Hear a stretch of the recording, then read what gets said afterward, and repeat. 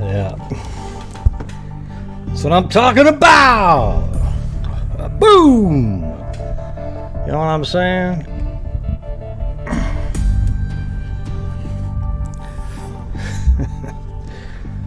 Yeah. Hey. Good to have all you guys on here.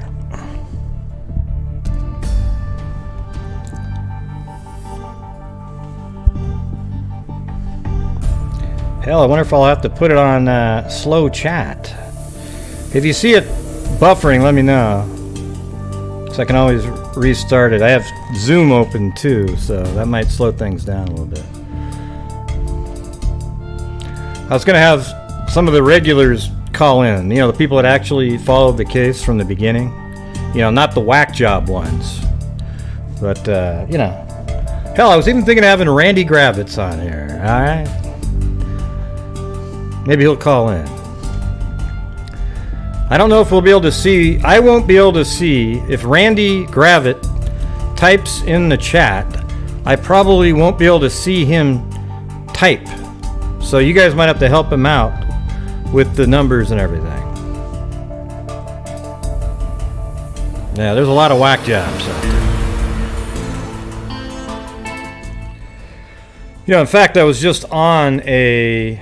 I mean, I like Randy because he keeps talking about it and everything. I mean, I don't know if he had all the facts in the case the whole time, but at least he keeps it going and keeps talking about it, that kind of thing, right? And he's a nice person. So what? Sometimes he listened to the wrong people, though. That's the problem. But you know, that happens to everybody. Yeah, Lanky Jen is, she goes by Sam the Schnoz now. Right, so I was just surfing around a few minutes ago and saw this live on the Delphi case. And it was insane. I mean, people are screaming at everybody. And the lady was talking about, we still don't know if the guy that we see in the suspect video is actually the killer. And I said, no, we really do. Because he says down the hill right after that shot. Okay? It really is that person. Okay? There's no doubt at all that that's the person. And she goes, well, watch. They're going to come on later and they're going to find something different and then I'll get a hold of you. It's like, ugh. Then I just got the hell out of there.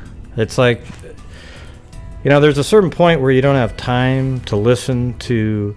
Once you know what's going on, and it's really obvious, you know, at least some of the basic facts, you don't need to engage with idiots, okay? That's just the truth.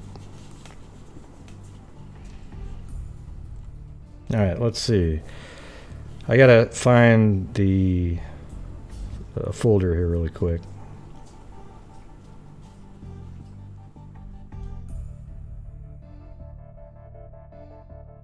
Yeah, I think it's this one. Nope, the other one. Yeah, so we could... How about we start off with the press conference again? I kind of want to go over that and sort of analyze, like stop and discuss certain spots on it, okay? So I'm going to open it up. It's going to be opened up in a different window here. Taking a stand. We'll take... Of these two little girls. There, just a second. I don't know. Gosh, I don't like this one as much. Let me... Yeah, this one right here. All right. So hold on a second. I'm going to transfer over to the other screen so you can see it. All right. So some of you may have actually missed it. Oh, and by the way, thank you up there, Kit Kat and Kim F. number. All right. Yeah. Thank you very much. Oh, thanks, Lisa. All right, here we go. Wasn't sure quite what to expect when I walked out, but I got to say to the Delphi community, how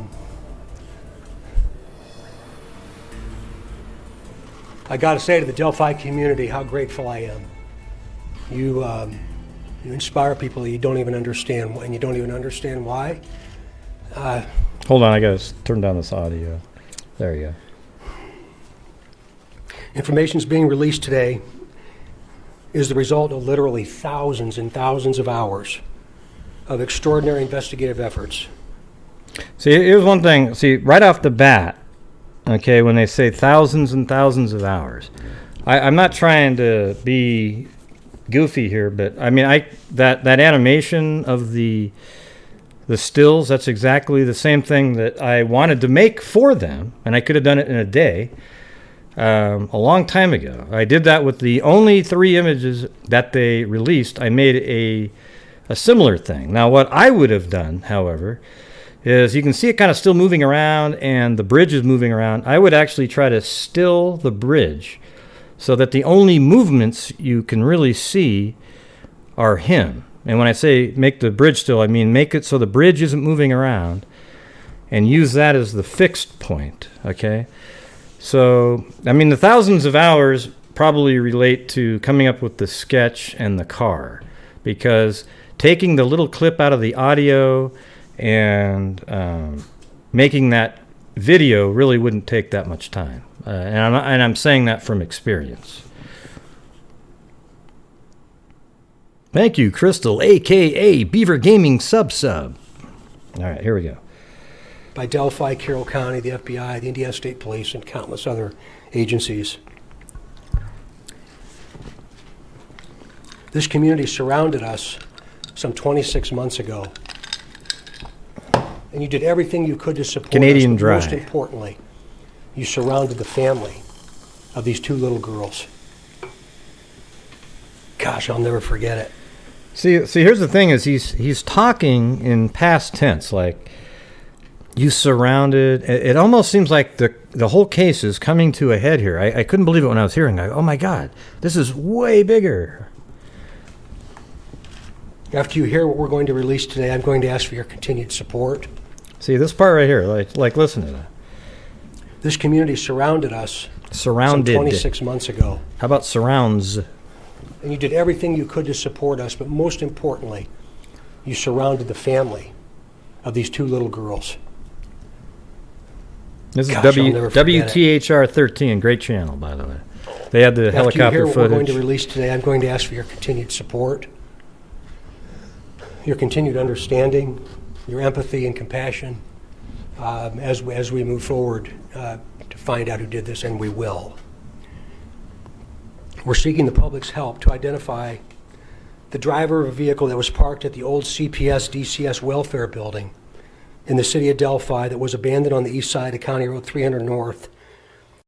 Okay, so there's a clarification that needs to be made. Let's finish the sentence. Next to the Hoosier Heartland Highway, between the hours of noon to 5 on February 14th. Okay, so there's a couple of errors just in that alone, all right? And don't go, oh, he's so arrogant, the police know more.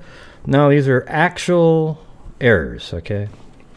So I'm going to go to the scene here. Hold on. And it's okay. You know, the funny thing is I don't mind being arrogant, because it's not really actually arrogant. People confuse knowing something and sticking to it as arrogant, because I'm not going to allow the bullshit comments to come in on the side. You can say them, but they won't be respected. All right, so this is the spot that he's talking about right here. Okay, now if you watch the live that I did earlier, this is exactly what I was talking about. Where, see this building right there? Beth gave me the geo coordinates, but I had actually already looked in that direction, but I didn't see that building. It was weird, right? So there's the building, and if you notice, behind the building, there's this building back here, way in the background. So if you go to Street View there, and you look, well, that building's gone now, but you can see where it used to be. All right, so when they say it was where the old CPS building used to be, that's right. So the car was parked, probably, I don't know. That's weird. I feel like I'm upside down on this. But yeah, that's where it was. Right in that spot. Okay. So it was the 13th, not the 14th, right? Because the day the girls were killed, was the 13th, not the 14th. So the car would be there. Why would the car be there on the 14th? I mean, the next day it just parks over there. And so that didn't make any sense. So yes, that was an error that was fixed later. Then also, the car wasn't abandoned there. Okay, all it was it was unoccupied for about 5 hours, and then it disappeared. So it wasn't like the police came by and they found a car sitting there, and they still have it to this day. There was no abandoned car there. All right? You guys understand? So that's two things that are clarified. It was the 13th, and the car wasn't abandoned. It was still sitting there. All right. Now let's get back to this. And I clarified that with somebody who knows the answers. Oh, hold on. Got to go back to the video now. Here we go. 2017. If you were parked there or know who was parked there, please contact the officers at the command post at the Delphi City building. We are releasing additional portions of the audio recording from that day. Please keep in mind, the person talking is right, one Bush. person, and is the person on the bridge with the girls. This is not two different people speaking. Please listen to it very, very carefully. We are also releasing video recovered from Libby's phone. This video has never before been previously released. All right. The video shows a suspect walking on the bridge. When you see the video, watch the person's mannerisms as they walk. Watch the mannerisms as he walks. Do you recognize the mannerisms as being someone that you might know? Yeah, I mean, Carter here, he gets really emotional when he speaks. I've seen him every time he does something on the Delphi case, he gets emotional sounding. I have never felt when he's speaking, I've never been able to, he doesn't elicit the emotions from me. I know that for other people who watch him, he does, so I don't know why it's like that. If somebody else was speaking, it might bring that out of me. I just don't get it when he speaks, okay? But he seems to be a good guy and is on top of the case all the time. Remember, he is walking on the former railroad bridge. Because of the deteriorated condition of the bridge, the suspect is not walking naturally due to the spacing between the ties. See, that's another thing too. Look at watch his mannerisms, but he's not walking naturally because of the spacing. So what mannerisms are we supposed to be observing? Like what he's doing with the hands, other sort of motions, or what? Because if he's not walking naturally because of the ties, that sort of throws off any mannerisms you might actually have, right? In the course of this investigation, we have concluded the first sketch released will become secondary as of today. The result of the new information and intelligence over time leads us to believe the sketch, which you will see shortly, is the person responsible for the murders of these two little girls. Yeah. But you said the same thing on the other sketch. We also believe this person is from Delphi, currently or has previously lived here, visits Delphi on a regular basis. See, the thing that's discouraging a little bit is that they said exactly the same thing on the original sketch. All right? The original sketch looks absolutely nothing like the new one. I mean, I don't think you could draw two people that look more different. So that's a little bit disconcerting, is how, if you're that sure this time, and yet the last time had the same feeling of it being, what do you call it? Absoluteness of it being correct. It just, I don't know. I'm just not feeling it. And as a matter of fact, when I look at the sketch and I look at the suspect walking on the bridge, I don't see it in there. I see the guy with the sort of I still see like a graying goatee in there. Now, they might have another shot of the guy or something that we don't get to see. As a matter of fact, I would say that they have way, way more information than any of us get to see. But they're putting this out there. And here's one of the things that's really frustrating. Is I think that the audio that they put out today and the video that they put out absolutely would not have interfered in any way with the investigation 2 years ago at all. And that's why there was always argument. I know that Robert Ives argued. I think he actually wanted to release it earlier. And the thing is it absolutely would not have interfered. And as a matter of fact, if they had put that out back then, right around that time, with the way he says guys and just the movements, it might have really brought out somebody's memory. But now we're 2 years later, and that's just not right in their mind anymore. Okay? Do you understand what I'm saying? So I think that it's hard now. If somebody was in Delphi, let's say, and they might have recognized that, but now it's been 2 years, and that memory's gone. So now it's going to be, if the person still lives in Delphi, it'll be somebody who directly knows them. So it's still better that they put it out now, but they really should have put that out before. There's nothing in that at all, that clip that they released or the audio, that they needed to keep because only the killer would know. So we got, it's just, well, what did you say when the girls, well, I'm the guy that said, hey guys, oh, you're the killer. I mean, come on. There's a lot more stuff that went on that you have and did keep to your vest, close to your vest.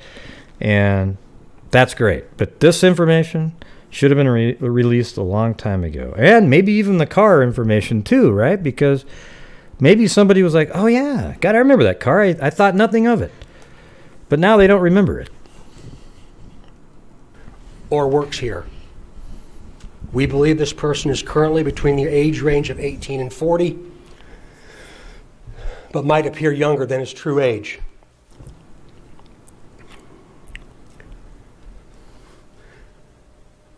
Directly to the killer, who may be in this room. Who's he looking at right there? We believe look who at may that. be in this room. Bam, would you want to be sitting right there where he stared for more than 2 seconds? Boy. I mean, now you want to go back and look in the room and see who the hell he was looking at right then.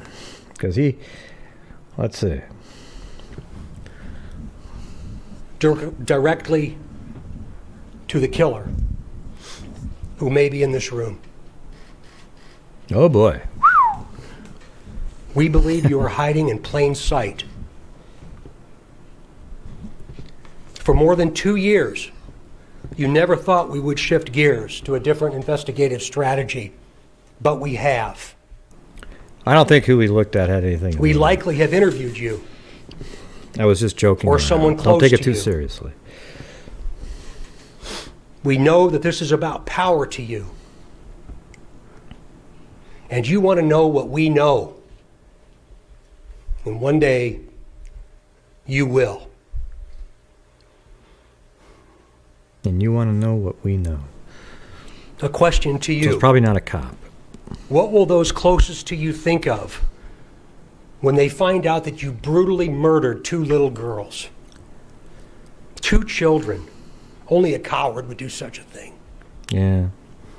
See, it's already the conspiracy crap. Every We are time new confident that information you have told comes out. someone what See, what makes me angry is every time new information comes out, all these whack jobs come out with all the crazy conspiracy theories. What if this? What if that? What if that? Oh my God! Oh my God! Oh my God! And it's like, just look at the facts, okay? What do we know? And then that's it. Speculate on the fact. Don't, because what's going on is you're speculating so far outside of the realm of reality. All right? Just look at what we know and try to think what that means. All right? you have done I'm going to go back a little bit. Let me hear this part again. We likely have interviewed you or someone close to you. Well, hopefully you took pictures of everybody you interviewed. We know that this is about power to you. And you want to know what we know. You want to know. And one day, you will.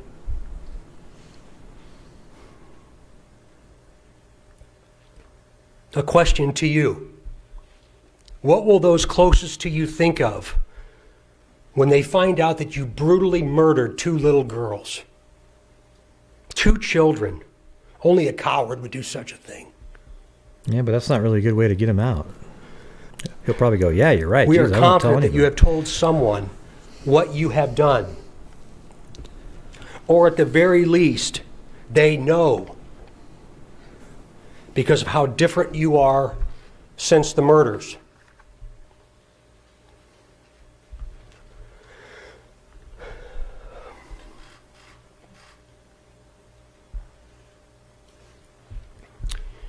We try so hard to understand how a person could do something like this to two children. Yeah, it's not. That wouldn't work though. Shaming wouldn't. That kind of stuff doesn't work. I recently watched a movie called The Shack. So everyone makes a big deal about this. And there's also who cares if you watched the movie? I mean, it's cool that he mentioned it, but what I'm saying is, who cares? Everybody's going, "Oh my God, he said that for a reason." There's like a hidden code in the reason that he mentioned The Shack. Oh, everybody, come on. Maybe he just watched the movie and he drew some parallels. Maybe he's trying to get the guy to. I'm not sure what's going on. My headphone cord stuck around my chair. It was choking me. Oh my God, my chair is trying to kill me. I know you're probably going, if I could only be that chair. Book that talks so well about evil, about death, and about eternity. To the murderer. I believe you have just a little bit of conscience left. Right, but I think there's a part in that movie about what he just said, about conscience. And I can assure you that how you left them in that I don't think it's weird at all. I don't think it's is not. It's not what they're experiencing today. I don't think so, Nellie. Yeah. To the family, I hope that you all will give them some time. If they had it narrowed down to a family, they wouldn't be doing this whole thing. No media response. They wouldn't release the video. Next 2 weeks, and I hope you understand why. The family found out about this information this morning. Right. So the thing is what the part that the family found out about this morning was the part about the vehicle. The rest of it they already knew. Okay? I just want the family to know that when I take my last breath on this earth, I'll be thinking of them. There's going to be a tremendous amount of questions. I know that. Never in my career have I stood in front of something like this. Please be patient with us, please. Okay, Jay. Hey, go watch a different video, Jay. Just now beginning. Yeah, there is new stuff. You're just not seeing it yet. Because I didn't do the show for you, Jay. That have stood with us over this period of time, that we will not stop. I mean, that's the key, Jay, is I didn't do the show just for you. So if you popped on just now and you haven't seen anything, it's not because it's not coming. It's because I don't care if you've seen it or not. I'm just doing it the way I want to do it. All right, so here we go. That's basically it. Now they're going to show some video, audio, and a sketch. All right, so I'm going to get this off the screen here. And here's the sketch. All right. Now, when you look at that picture right there, this person looks absolutely nothing like the previous suspect image. I mean, let's just look it up. Let's see.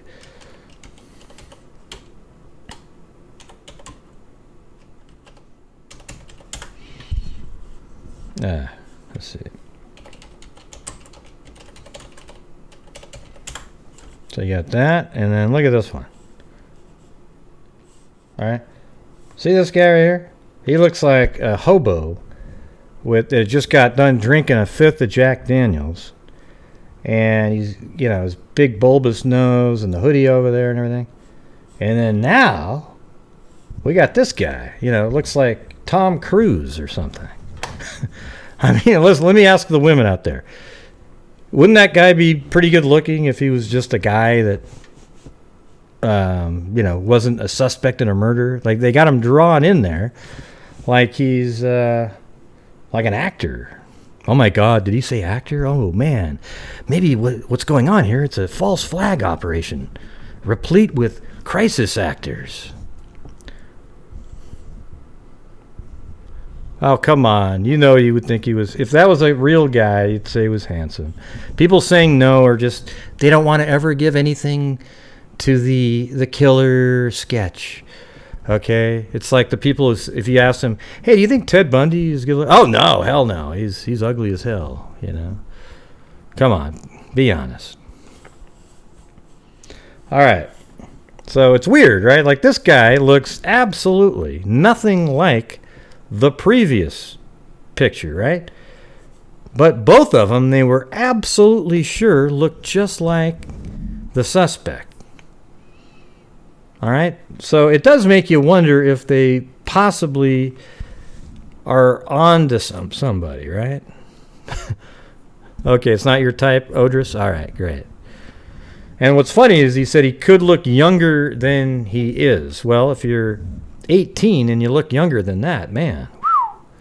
Because apparently this guy, the suspect's between 18 and 40.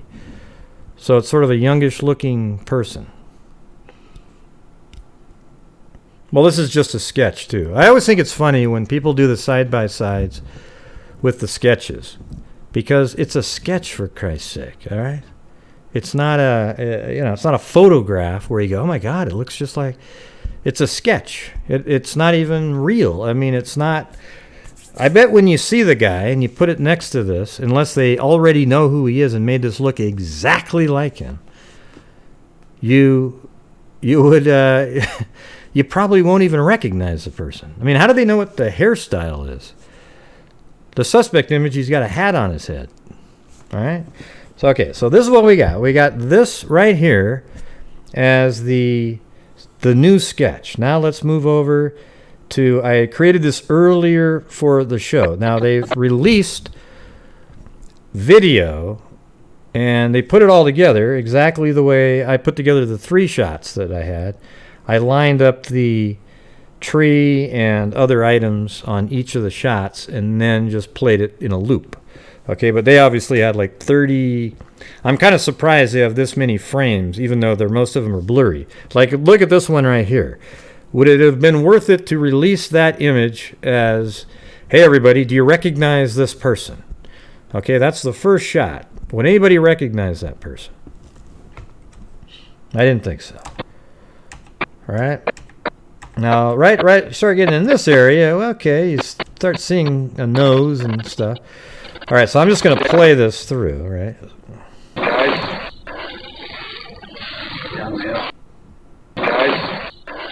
Guys? Get down the hill.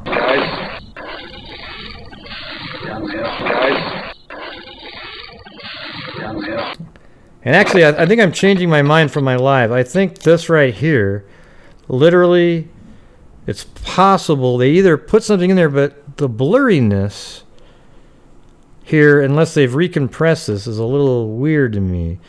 That could actually be just a really quick, 2 or 3 frames of maybe Libby's pants or something, where the phone was just a little bit behind there.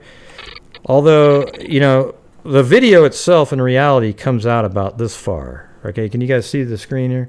It goes way out there. This isn't anywhere near the amount of data they have on their video. It's way bigger. They just cropped it down to the suspect right here, okay?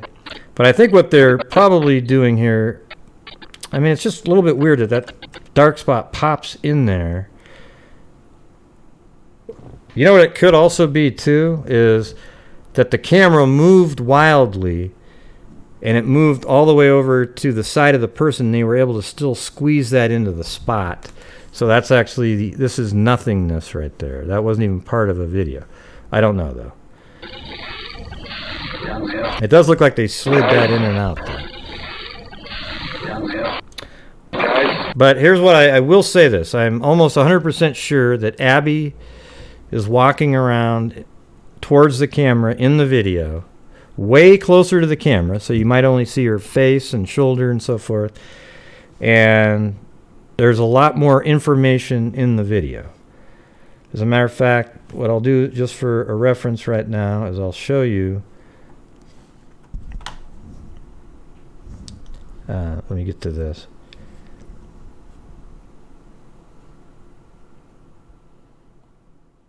I'm going to go to Beth did some videos a long time ago. Baba in the chat. Okay, high quality. So this is probably what it looked like. Okay, look, here we go. Okay, maybe that's not a good one to use. That's a little bit, she's not quite far enough. Let me find the right one. No, not that one.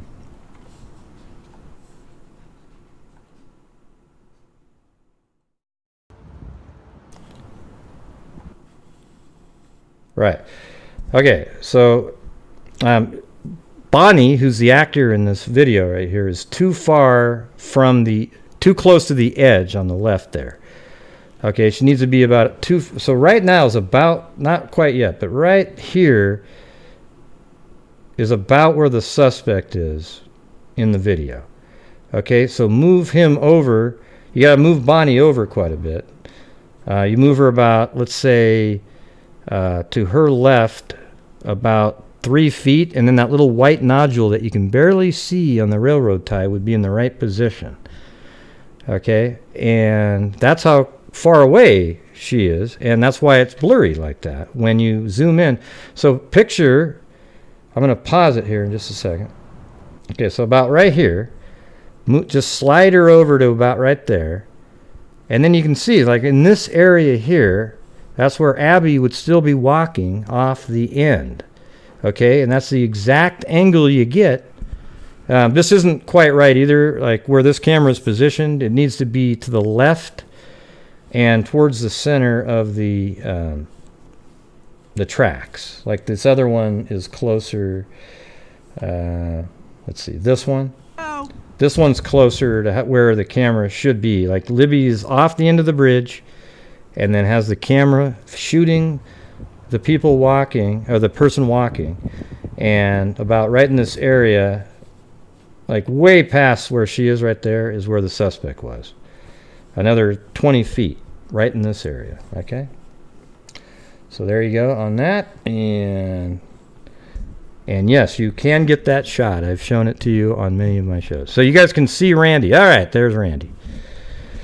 All right, Randy. Hey, Randy, do you want to call in? We can, let's see. Let me put the, well, let me just go through the rest of these and then I'll open it up.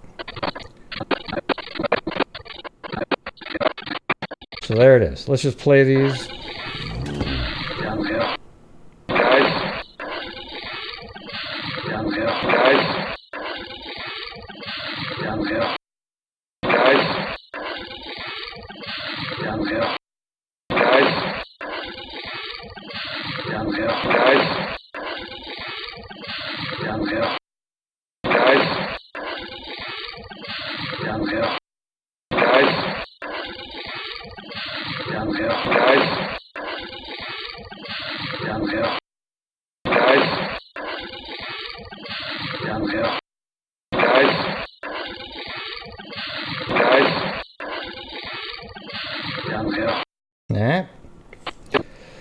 So it's crazy, right? I think what I might do is I might try to take this and do it the way I want to do it. Like, keep everything still in the background. Like, see how, watch the railroad tie and the forked tree, how it moves around. I think it might be better if you could somehow keep that all still, and then you could only see his movements, and that might actually trigger different thoughts because the phone's moving around. All right.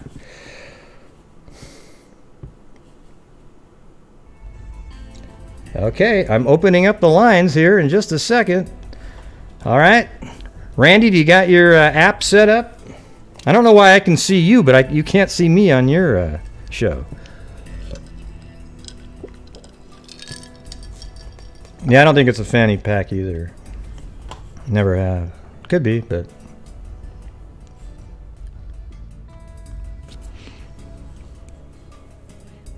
Can I slow the chat while I'm live? I'm not sure how to do that.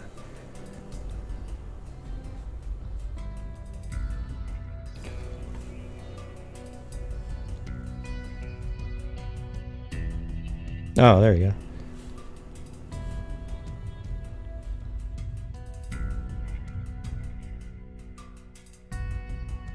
Did that work? Oh, wait, let me go back to that.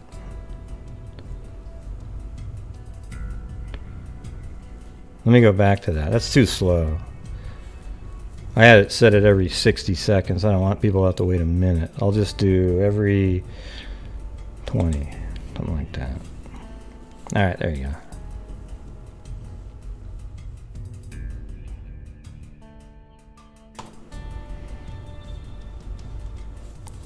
Sorry, that's the first time I've actually ever had to do it.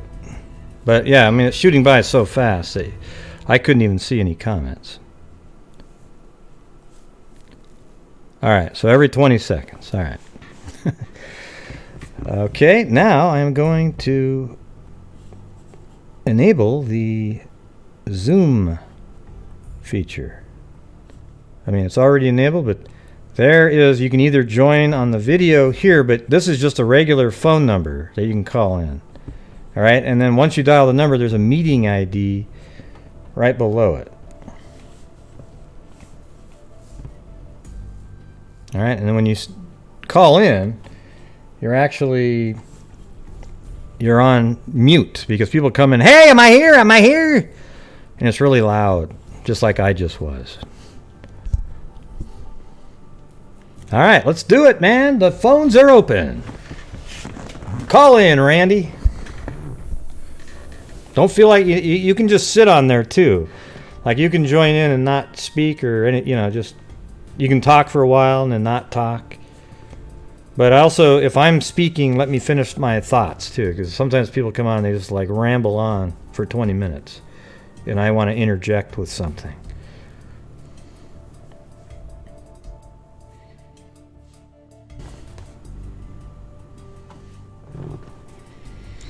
Be in good shape to get up? No, you don't. It's just a trail. You walk across the bridge. You have to have some guts to cross it, but you don't need to be in good shape to cross it. I think it's funny how people try to rule out stuff because of stuff like that. Like, oh, you have to be in good shape. Okay, therefore, it couldn't be done. Same stuff happened in the Kanika case, just different little things. Well, if she was that drunk, how could she make it up the stairs? And I'd say, well, she made it up the stairs the same way other drunk people or intoxicated people make it upstairs every day in America. Well, thanks. Come on, you guys, this is your opportunity to call in and discuss your theories. We got somebody right here. All right, 404, you're on the air. Hello, 404. Can you guys hear 404? Let me make sure everything's... Oh, I see Randy. Wait, hold on. Let me, it might be on my end. Let me fix this stuff. Might have to fix some audio. Okay, speaker. Oh, yeah, this is probably it. Okay, can you hear me? Okay, hold on a second. Microphone. Oh, yeah.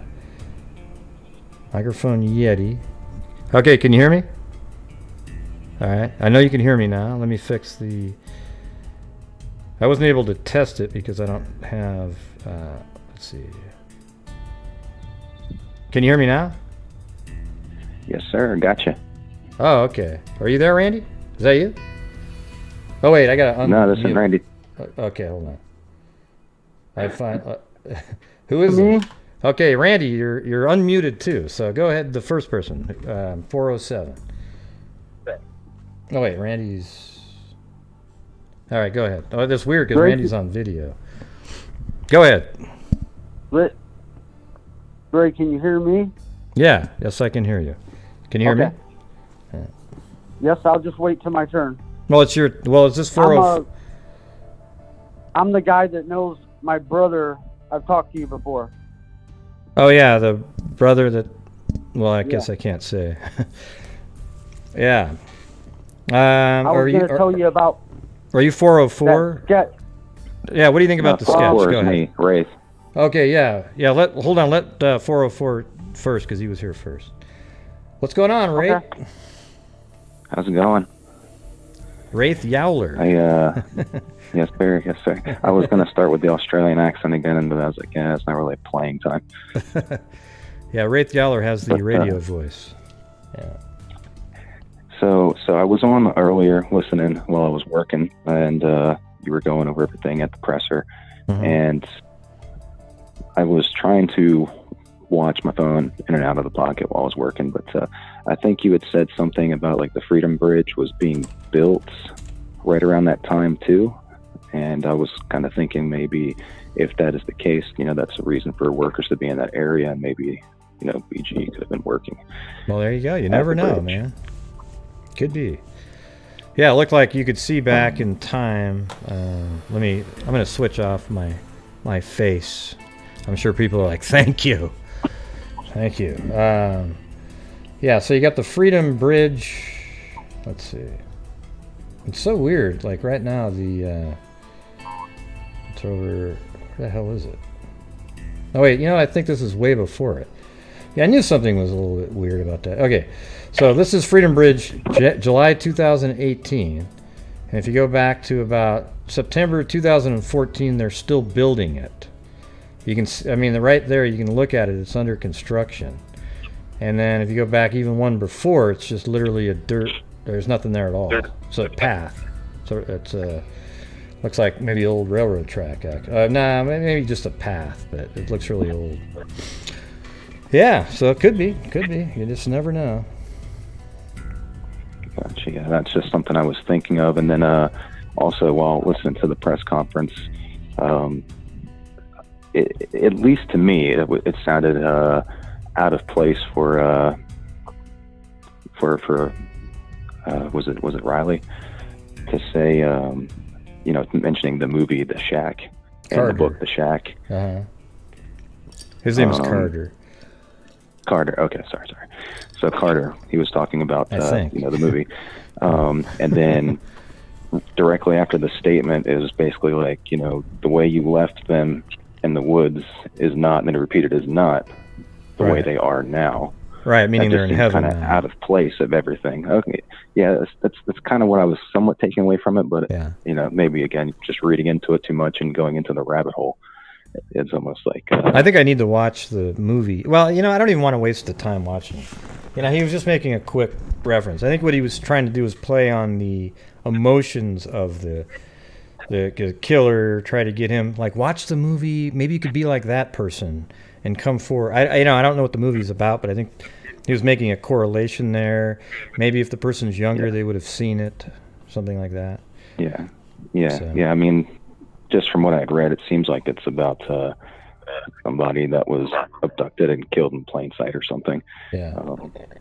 But I don't know. Okay, cool. I got out of place. This is crazy because I got like 5 callers, so I'm gonna have to bust through them all. But yeah, it's a little. Gotcha. A lot of people thought it was out of place, but I don't know if it was really. It didn't seem when I heard might not have been anything to it. Yeah, it didn't seem too crazy or anything, but. Yeah, you guys gotta go watch Wraith Yowler's. Oh, hold on. I gotta hang up my phone. You gotta watch Wraith Yowler's personal paranormal story called Begone Shadow Man. It's pretty good. Hey, you laugh, but it's No, I'm stand by saying my the story. name. I The name's still saw funny. something to it. I think it's right. No, I believe you saw what you saw. That's the thing. I'm laughing because of the name, Begone Shadow Man. Got it. Right. It's No legit. worries. All right. Well, I'll let you get to the next caller. All right, cool. Thanks for calling in. Take care. All right. Let's see. All right, so now it's 574. Randy, I see you on there, so you'll be up in here in a second. But 574, you're on there. Is that me, Gray? Yeah. The brother. Hey, Yeah. I wanted your opinion. Remember I told you that information about they had the sketch within 2 to 3 days. They didn't send it out, and they sent that other sketch 4 months later.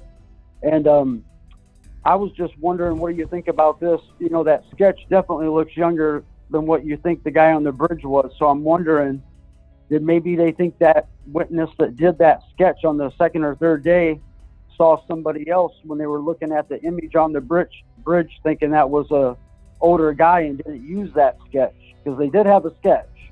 So I'm wondering if this is, they got a tip and they went back to the sketch realizing, you know, that was the guy on the bridge. It just looks like a big age difference, so it kind of confuses me. But I'm thinking, and I wanted your opinion about all this. The forensic part of the case probably isn't there. They probably need somebody that he told something to that they can corroborate. It's at the crime scene. You know, if somebody can come with some information that only the killer or law enforcement would know. I'm just thinking they need that last piece like that. They need someone to come forward because they don't have the forensic part of it. And I think that's probably right. I was thinking, if they got that vehicle, they No, they get don't. DNA out of that vehicle. They don't have the vehicle. Oh, they don't have it? No, that was misspoke. Okay. It was really, the car wasn't abandoned. It was just left there for those hours that he was hunting, and then he came back and left in the car. It wasn't. Okay. It wasn't like it was left there. What do you think about that sketch when you see the guy on the bridge that looks like he's 40 or over? Or do you think it's just one of those things where, you know, you see somebody and you're like, and then they turn and you're like, oh my God, they're younger or older than what you thought. Is it one of them things? Or do you think something's wrong there? I'm not really sure what to make of the fact that this image looks so different than the one prior. And they were so confident about the first one too. I don't know what to make of that.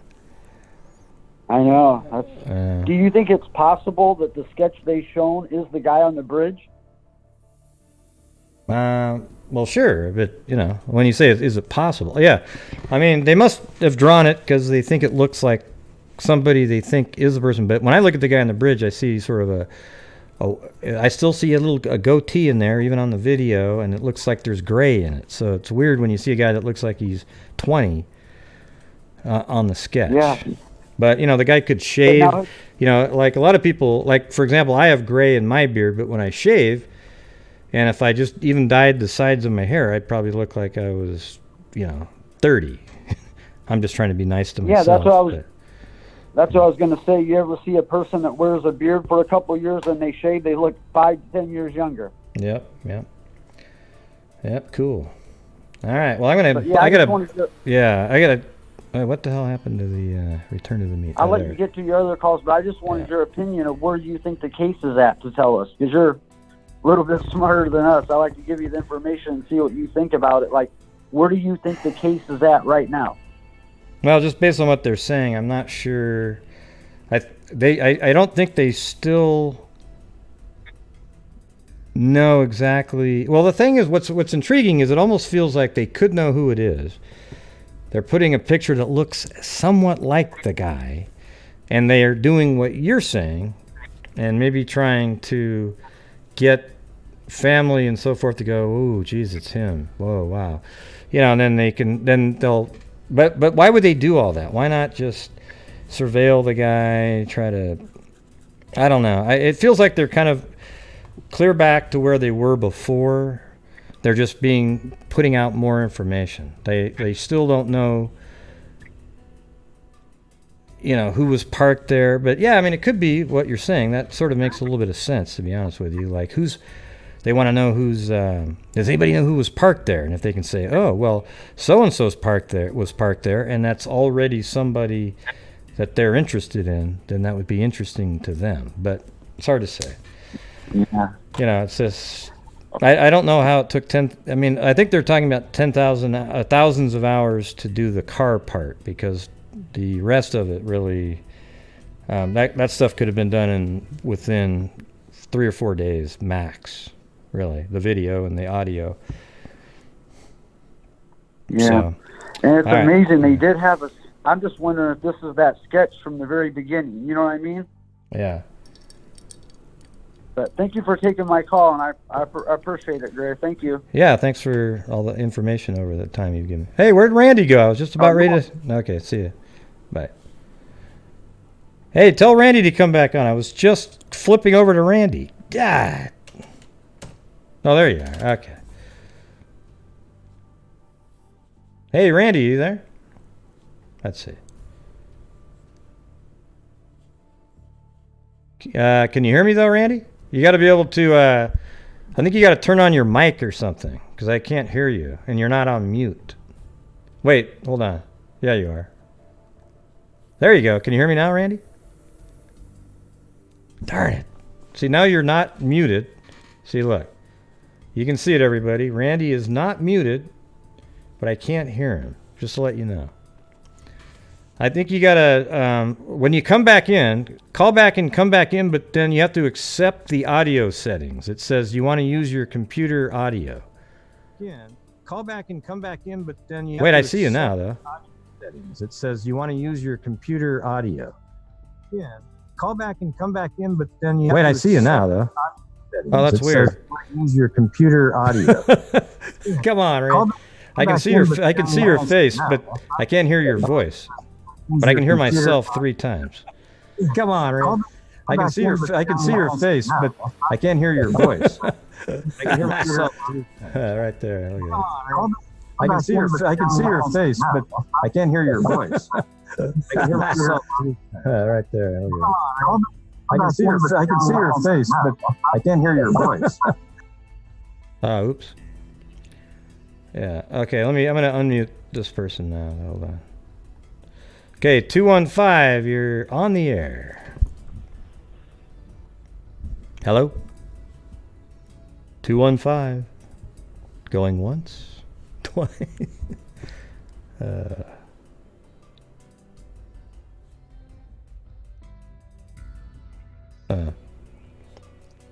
don't know. 215 was on, but they didn't say anything. Yeah, if you call back in, Randy, you got to... Hey, Randy, do this. Just dial the phone number. Okay? Look, let me put it back on the screen.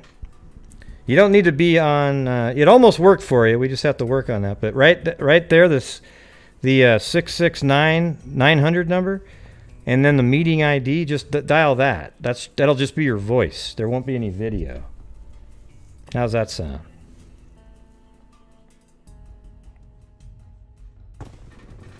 Got to get Randy on here. He's been following this from the beginning just like me.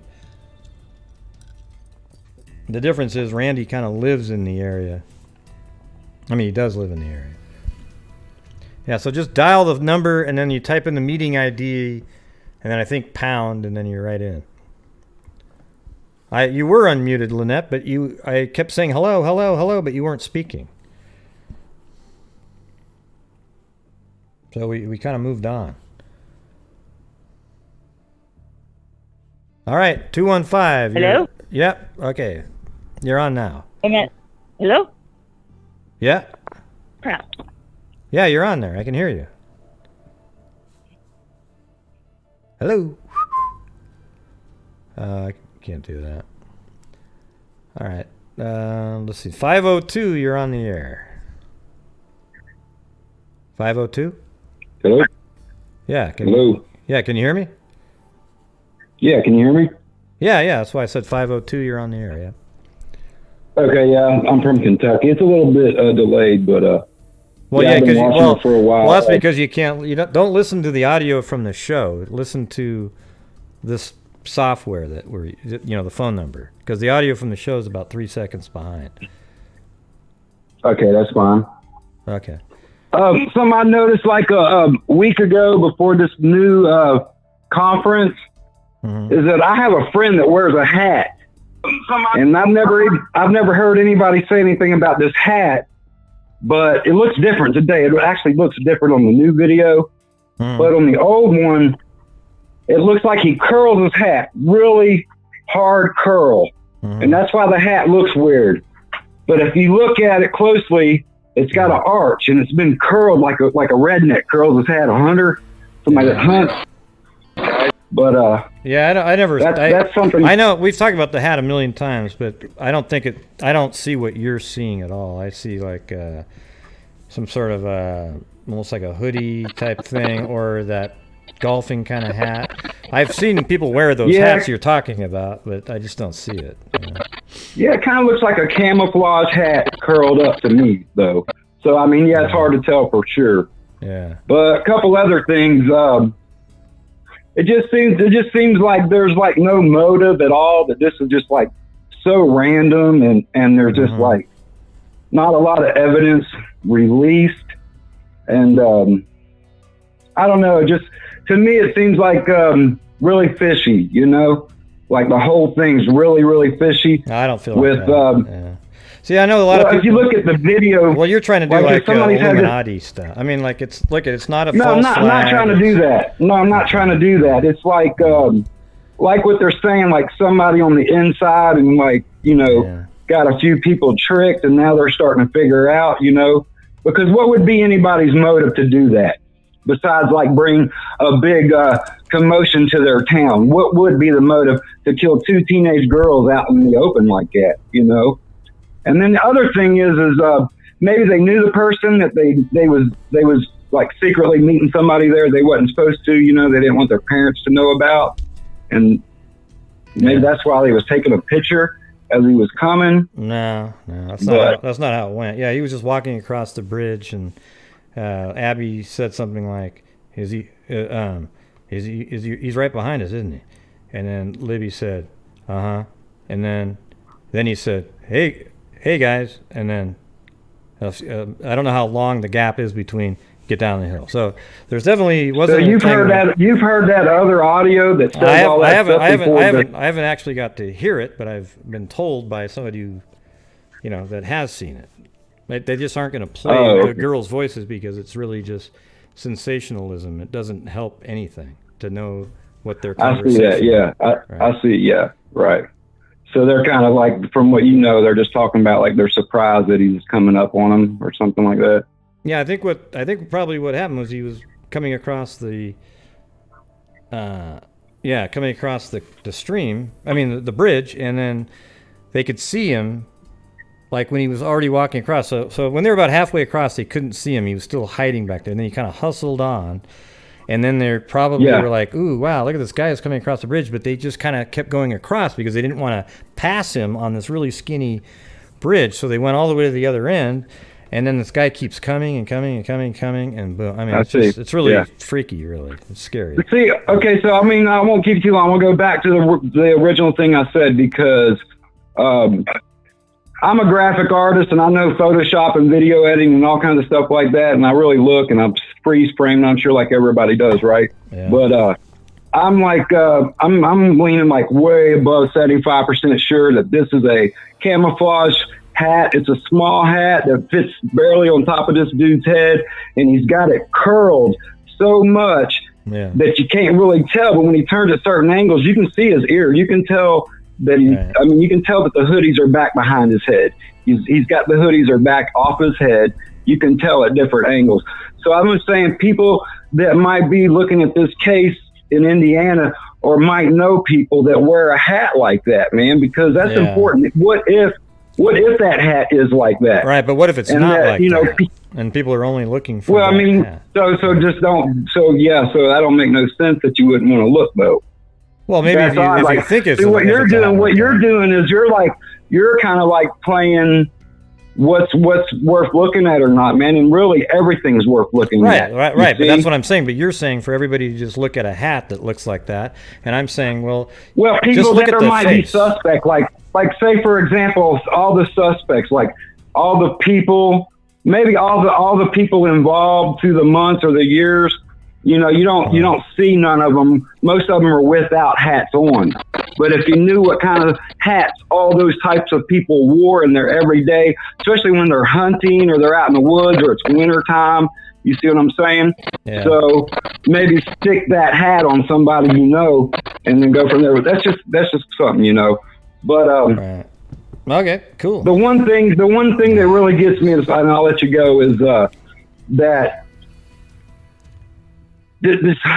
What would be the motive? What could possibly be the motive? He's a killer. I mean, he's a killer. That's it. See, my motive is he went there to hunt like a killer does, and he waited for somebody to fit right into his trap, where that means he knew where he was standing, that there was nobody in front of him, and there was nobody coming directly behind. He didn't see anybody at all. And he was just going to kill these. Right. He was just going to kill him and leave him there. Yeah. Anybody that had fit into that trap, he was going to kill. That's what those people do. And but you think that was his plan, just to kill him, and then that's it. I'm out of here. Like a real quick killing. Like he didn't rape him or nothing like that. Well, it wasn't. He was. He wasn't just in and out. He was there for a while. So, anyways, I got to get going. I got like 9 people on hold now. So, but thanks for calling in. Okay, thanks for your time. All right. Yes, sir. Bye. I got like 9. Oh crap! All right, hold on. Randy, is this Randy? Yes. Hi. How the hell's it going, Randy? Jeez, I finally got you. Oh, pretty good. I was acting up for some reason. I was trying to do it on the computer and stuff because I got Pam over here on my other phone, but I got him on the cell phone. But I'm doing pretty good. Yeah. Well, what do you think about this?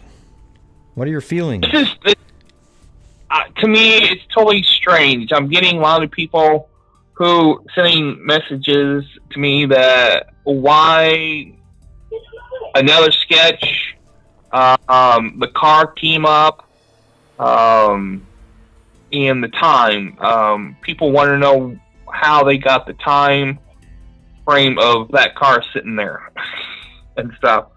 Like I told people, I said, well, if people were there that day between 12 and 5, like Cheyenne, parked over by the Freedom Bridge, they would have saw that car parked over there. Yeah.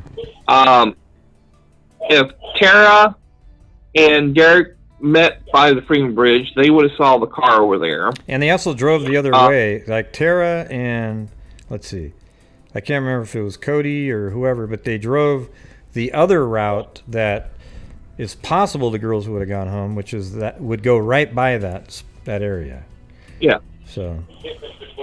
Well, there's the two different ways they could have gone because the original road, because you were showing the bridge and stuff, since that was all dirt hill, that was the original train route. The original road is where we drove on now to get to the parking lot to the Freedom Bridge. That was the original road. When we came out of Delphi, it curved and it was a 2-lane before you got up to the 4-lane to head up to Logansport. But yeah, that was all road, and the only bridge was there is what they show back farther back over this one road. Yeah, it's amazing the changes that have gone. Like, there's a lot of changes. I see the map. A lot of changes have gone on in the. Like, if you go back in time, like some of these roads aren't even there. Like, look at all this stuff. Okay, if you got get close up to the building, welfare building again, I'll explain to you. Yeah, it's not there anymore. This building isn't there anymore. Just leave it like that. I'll show you. Okay, where that that was the original parking lot. Okay, where the road that you got it northbound heading towards Logansport. That was the original road that goes to to the welfare office, okay? And they moved the 300 road over behind it. So Right the original road, if you go over to the parking lot where the Freedom Bridge Oh, is, you can kind of almost see it still there. Look at that, right there, like part of it, right? that's a whole new road. No, but what about this right here? This little narrow strip right there. Well, no. Okay. That's not it. Okay, where the northbound lane is on the Heart line, right there, that was the road on 300. They just moved the road over. Oh, I see. I get it. And if you go over to the parking lot of the Freedom Bridge area, I'm just going back in time. Oh, there you go. Yeah, that's what you're saying right there. Oh, cool. Interesting. So that's 300, and it runs right into where the okay. See that? But look at watch. Here, just watch the map for a second. I'll show you. Watch. Okay, across from that. Here, hold on. That's just watch the map. House. Yeah, but just watch the map. Watch how it changes. Watch this. Watch. See that huge difference right there? Just one scene later. See, this is what you were talking about. 300 used to lead right to it, right? But now, now there's a highway going here, and then 300 they curved in the inside of it up there, and it kind of loops around. Yeah. Okay. Now the original road where the Freedom Bridge is, the parking lot. Okay, that was the original bridge we had to go under to go to Logansport. Yeah. So if you go across the road here, where the Freedom Bridge parking lot is. Yep. Okay, move the map over more. Oh, right there. Okay, move it over to. Well, move your. Okay, hold it right there. Okay, that bridge we have to drive under. That was the original road because you can see the dirt where it curves here. Before we had to turn that road there curved into 25. I'm just looking at the old one. So that's 2012. You see it curving. Okay, you see how yeah. I see it. You see how where the welfare office is? Mm-hmm. And that's all railroad tracks. Yeah. But, I mean, the key is like, let's just go from 2017 on. I don't know if the history is as important, but you can see if you go to Street View right here and you look over there, the building's not there anymore. So the Street View is... And that's where you can see... That's why I was telling people, if you parked over the Freedom Bridge parking lot, you can see the parking over there, and you can see the car. If there was a car there, you would have known. Yeah. People would have known and seen the car there. Yep, you can see Freedom Bridge right there, and just right there's a car there. Yep. Yeah, you would be, and of course, in the parking lot, you can see it cross that bridge anywhere you look, and that's Anderson's grain feed right there, and they moved the tracks, the railroad tracks for the grain feed, right where you got your that little hand mark you got. That's where the tracks for the grain feed now is. Yeah. Looks like there's some old tracks I was looking at earlier. But yeah, so he parked right there. So here's what is probably the likely scenario. He parked here, and then maybe he even cut through the woods right over here and got on the path. Hell, he didn't even have to cut in the woods. He could have just walked right along like this. The trail goes right behind that blue house. You see that? Yeah, hold on a second. Hold on. Let me just explain what I think. I think he was parked right here and just walked right here, got onto the bridge, and went this way. I don't know if he would have walked on this main road right here, but I think he probably just got on over here and then just got onto the trail. And then it runs. Yeah. Let me get the trail. Yeah, this one's that's the main trail behind. That's the Monon Trail. Yeah, so he probably could just walk right there. There's actually a path from the parking lot to the trail. Look at this. So you get on this little path. I think it's actually meant for that. You walk up like this, and then you're on the trail. And then this is where the girls. He would have maybe initially saw where the girls were because they were dropped off right here, and then they came to about this area, and then they start walking down, and from about right here he could stop and see that they were on the bridge. So there's a lot of stuff like that. But let me how about stay on the line, and then I'll get some of these other people on here. You can be like the code. Okay, sure. Okay, so hold on a second. Okay. All right, I'm gonna put. How about this guy? How about Galaxy S7? You're on there. Yeah. Yep. What's going on? Hey, man. So, I was wondering, with the new sketch released, do you think that we could now finally find this guy? I don't know. I mean, to me, it's just like the same. The sketch is vague again. I mean, it doesn't. The other sketch, you thought, God, look at that, man. It looks just like this guy, this guy, this guy, that guy, this guy. This, you know, people would kept putting side by sides, and there were. But that's what people do. They just keep putting side by sides, and it ends up being none of those people. And now we got a guy that looks like. Hell, he looks like you. He's young, right? Yeah. I'm just He looks a lot younger than the guy, the other one. Yeah. So something I noticed about the audio is when it says, when he starts out and he says guys, it sounds a lot different than when he says down the hill. Yeah, I think that's because he was saying. I look at it like this, like he went, "Hey guys," you know, like "Hey guy," you know, a little bit happier sounding to get by the person. There isn't two people. There's not two people. So he walked by them by saying, "Hey guys," and then he actually passes Libby and Abby, and then turns around and says, "Get down the hill." You know, but he was trying to sound more pleasant. Yeah, I think when he says "get down the hill," he might have then pulled his gun out or something, because it went like straight serious mode. Well, right yeah, there. I think they've cut out like some seconds in there, because there's no. I think in between that might be other audio. They're just sort of condensing it down. I mean, why would they go, "Hey guys," and then yeah. So hey, get down the hill. And there's no reason for that. You're just trying to identify the voice. Yeah. So yeah, go ahead.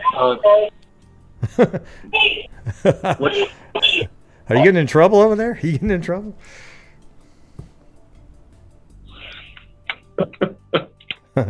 What's going on now? Oh, I don't know. I'm seeing him.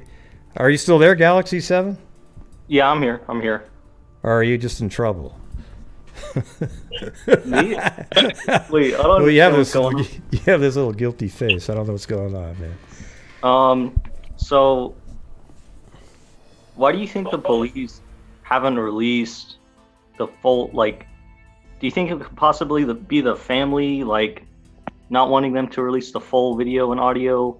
Like, I don't understand, because it took them 2 years just to release, I don't know. like, 3 things. I think, well, that's the thing, is that the whole time, I mean, if you guys have ever watched my shows, I've been saying, I think they need to release more of the video. I mean, as a matter of fact, before the press conference today, I said I think what they're going to come out with is more audio, more video, and it just seems like there's nothing, they didn't give up any secrets by putting out that video or the audio. You know, there's no secret by saying, "Oh, he says, hey guys, oh my God, that," you know, it's not meaningful. And well, that's your opinion. No, it's just reality. Okay, the reality is they could have put this out before, and I think it would have it could have way more easily jogged somebody's memory back then than waiting 2 years. I know, exactly. I know they waited 2 years just for 3 seconds of audio. Yeah, it makes no sense. I don't know. I definitely feel like they're just hiding so much. It's making it really hard on the public to try to find a suspect, and it's just they're just hiding so much. It makes me mad, you know? Yeah. Sucks. Let's see. All right. Well, I got it. God, man, there's like 7 people on hold here. Do you have any more you want to just say, or do you want to? Well, okay, I have a question for you. Uh-oh, here we go. So, okay, why? This isn't that bad. Why do you think they have to release the autopsy of, like, how they were murdered? Do you think it could just be super graphic and they don't want to tell? Well, I think it's graphic, but also at the same time, that is information that only the killer would know. See, because all the little data. See, once they find the right person, and let's say they did say something, or let's say a witness said, "Oh, he said he did this, and it's like, wow, that's exactly right, and that's why they're going to keep that close to the vest there. And they, that's definitely something, because they put that out, you pretty much would know every single thing that happened. Yeah. So. Do you think after they get whoever this is arrested, they might release it? Well, sure. I think for sure when it goes to trial, but they are minors, so I don't know if there's some weird laws about that. Yeah. So. All right, man. Thanks for talking with me. Yeah, thanks for calling in. Cool. Yeah, no problem. All right, bye.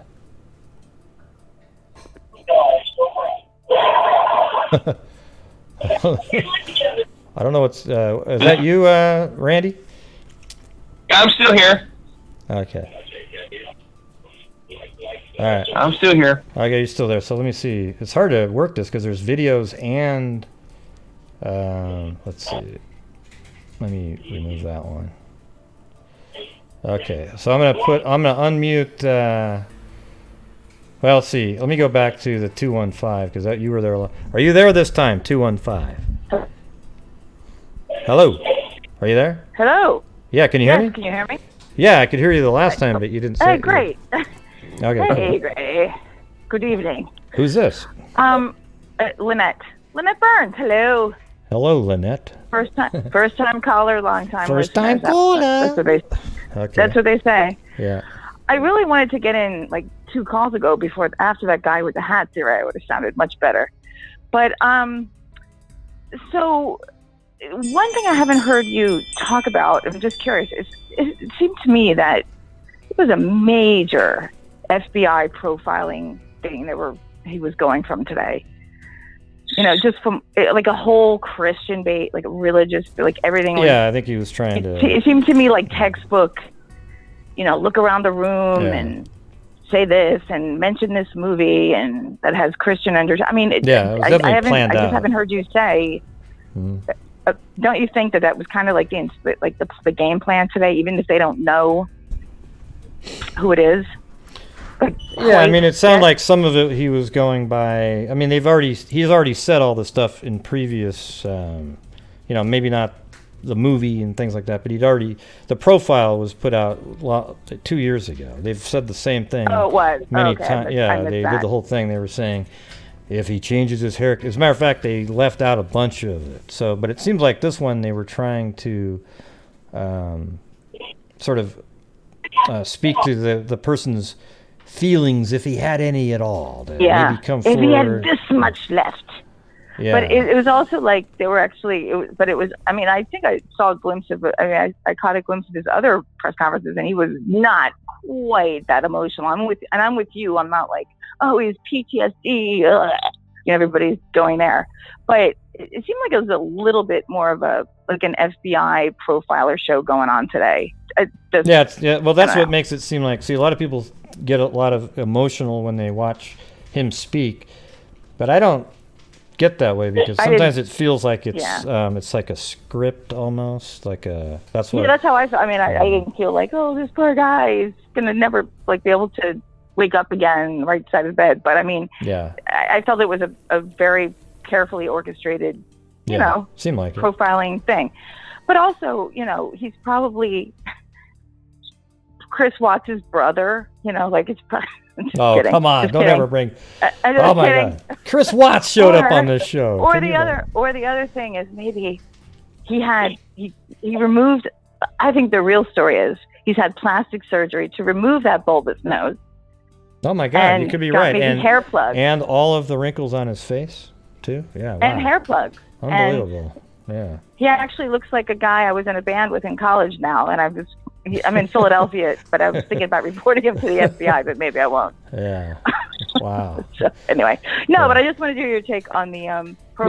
Yeah, I think it was something like that. It did seem kind of, the whole thing seemed kind of orchestrated, scripted, speaking to his emotions. I'm sure the FBI kind of worked with him, and he used his own flair to it, that kind of thing. But, that's kind of the impression I got. Like he kept grabbing his hair, like sweeping it back. But I mean, look, not that it didn't completely wreck him, because God knows the pictures they've seen that we have no freaking idea. Yeah. But I mean, that was a good thing to do. I mean, it was a smart thing to do if they think that they can get this guy's like last remaining bit of conscience. So I just wanted to get your take on that. What do you think, Randy? Are you there, Randy? What do you think? You can talk to her too. Oh. I'm still here. Yeah, what do you think about what she was saying? Possibly, but it depends if he has the money to do something like that. Come on, he didn't do it. I was kidding. Yeah, she was just kidding. There's no way in hell there was any. I was kidding. No, plastic surgery. I was kidding. Well, no, the part I was serious about was that had something to do with the Chris Watts case. That's what I was serious about. Oh. I'm kidding again. Sorry. Wow, she's like a comedian, man. She's like the whole the dry humor. Hey, she's like we're having fun over here. She's like me. She's like me. It's Morning Monday. Yeah.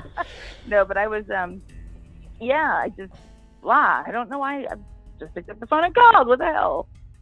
So I'm honored to be on the show. It was fun. Well, cool. Thanks for calling in. And I will. I gave to you once. I think I'll just keep pumping money and maybe I'll get popular. Well, thanks. Thank you for calling. No, really. Have a good night. Great job. And right. I actually started. I sent you a message before. I started watching those Arias videos. Oh yeah, cool. Was that because I recognized the music? I was like, that's that guy.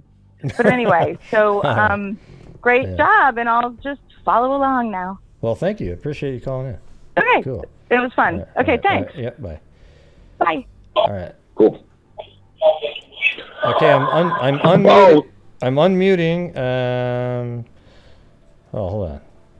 Tony G. What's going on, Tony G? I can see you up there. Hey, Gray. How you doing? Pretty good. No, great. Thanks for covering Delphi and keeping with it. There he is right there. I was at the conference today, so I'll welcome any questions you have. Not that I have any extraordinary insights, but I have a couple questions I would throw your way. Okay. You there? Yeah, I'm here. Yep. Great. The audio that was released today, is that consistent with what you'd heard from the Patty family in the past about what they were allowed to hear?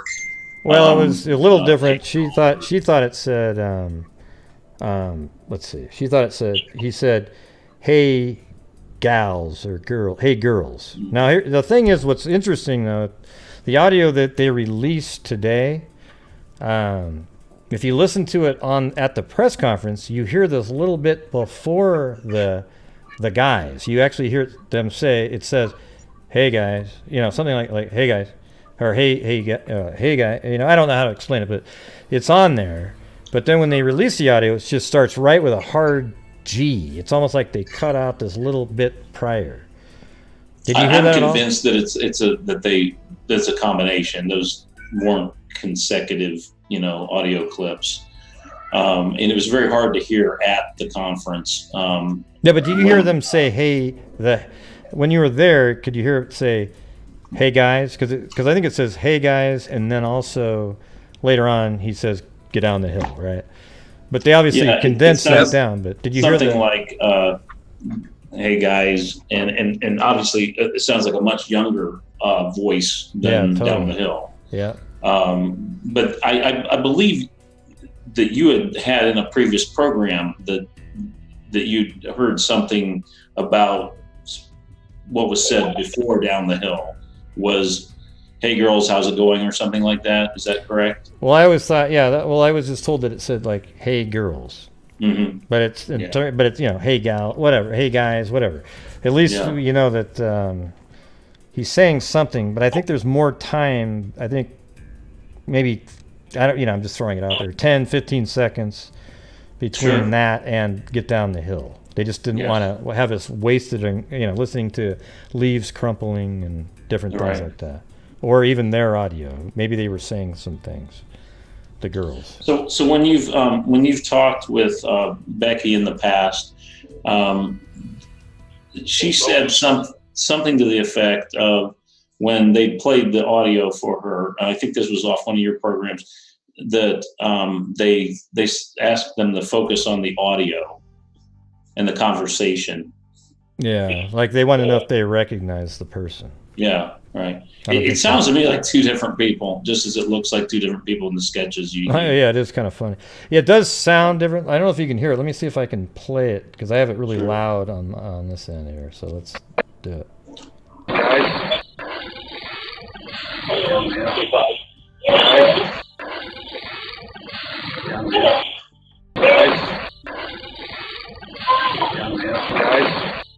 See, the way they have it just says guys, you know. That's the part I don't like. It's just, I know that there was more a little bit prior to that at the press conference.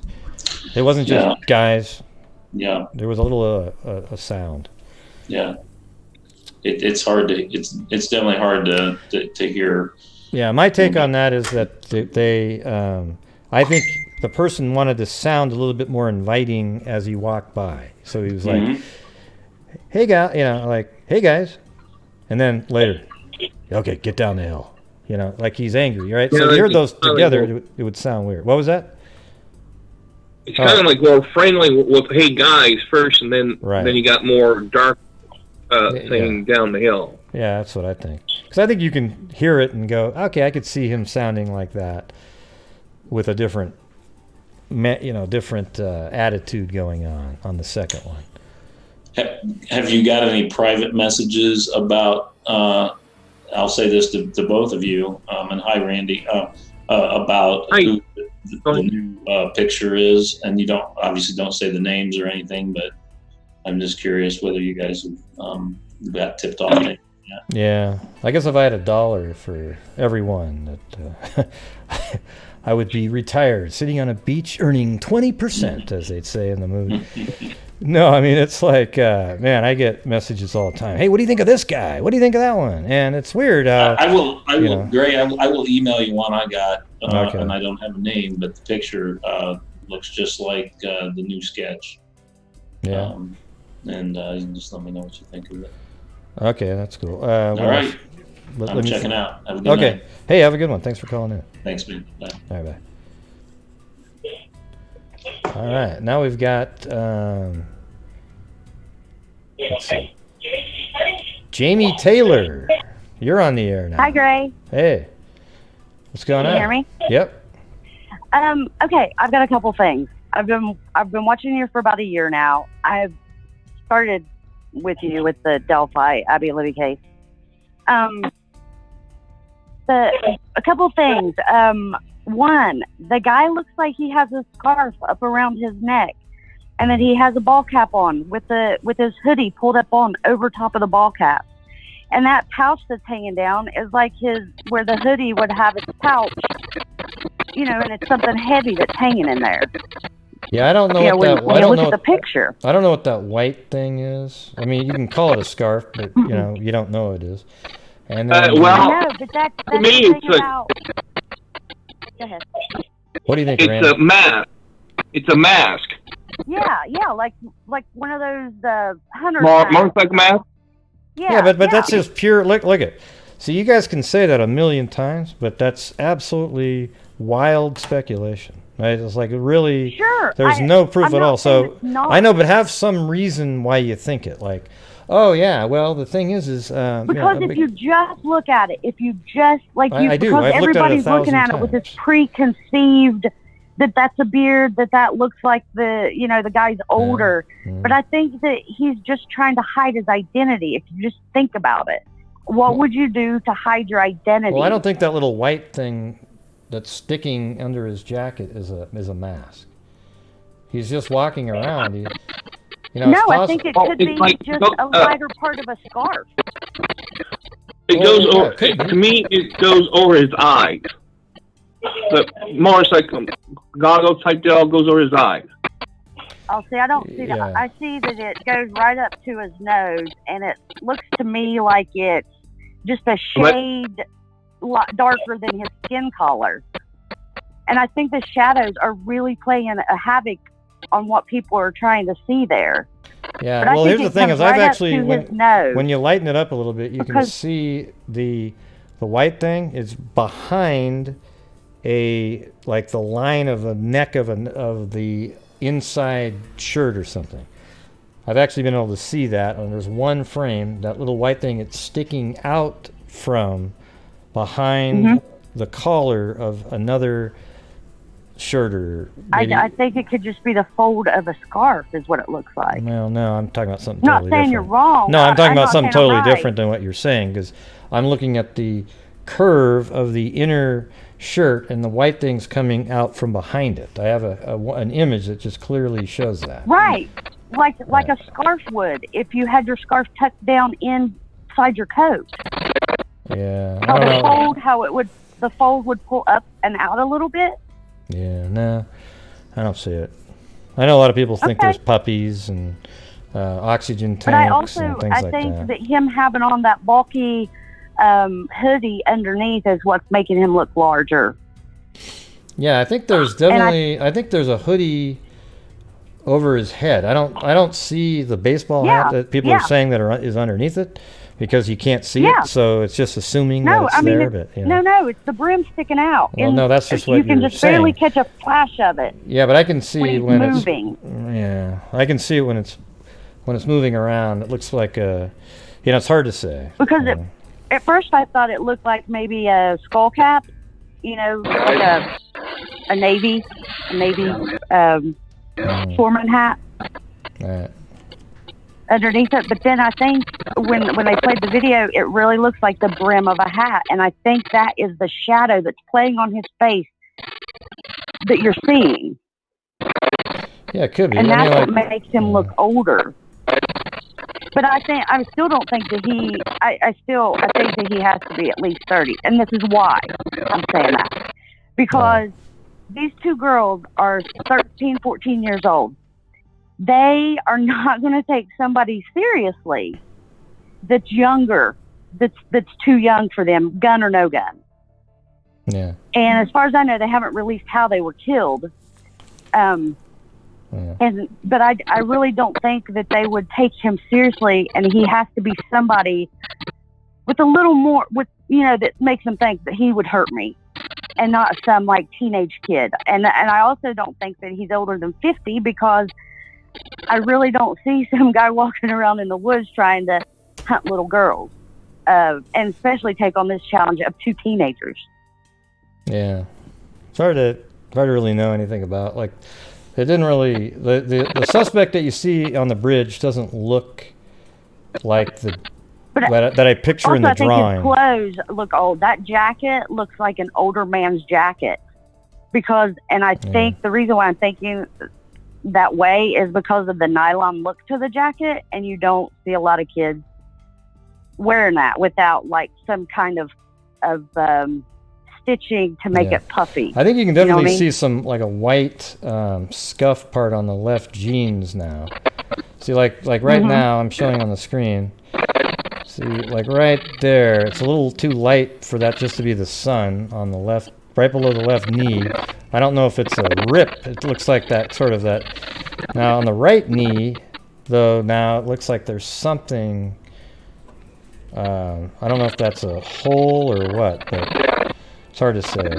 But anybody that's ever worked with lighting or in the like performing arts knows that any shadow can make you look, totally different. Yeah, I know how it all works. And that's the problem. I know you do. I mean, I'm just saying. People are like. Well, that's why a lot of people see what you're seeing too. Like you see, oh my God, it's a hat and a scarf and this and that and everything. And basically, what I try to do is only see what I see. What's really you're seeing, instead of inventing seeable. what you're I seeing. got you. Yeah. Oh, I totally understand. I'm so just that's saying why that I was reading in your comments, people saying things, and I was like, and I think that also with his jeans, the reason people are saying he's knock-kneed looking, but it's because he's thinner than his jeans. His knees are knobby, and they're making the jeans, so when he sits down, they're making that impression that you're seeing the shadow from. Yeah. You see that, what I'm saying? Yeah, I mean, well, there's people that said that was a canoe paddle. And I said, no, it's the shadow on the inside of his, the light hitting the inside of his pant leg. See, that's what I'm trying to say is there's just, this whole case has been. Yeah, I don't. I'm just trying to think logically. If I was out on the bridge, what I would be doing. Yeah, I mean, it's possible it's a scarf. We don't know what it is, though. That's the whole point. Like, we can say it's a scarf. But it even could be. I mean, if this was, it could be him pulling up the hoodie. You know, like, I mean, because it is kind of the same brown color, and that's the reason why it blends in so well. No, I'm talking about that little white thing underneath his chin. It looks like it's white. It doesn't blend in.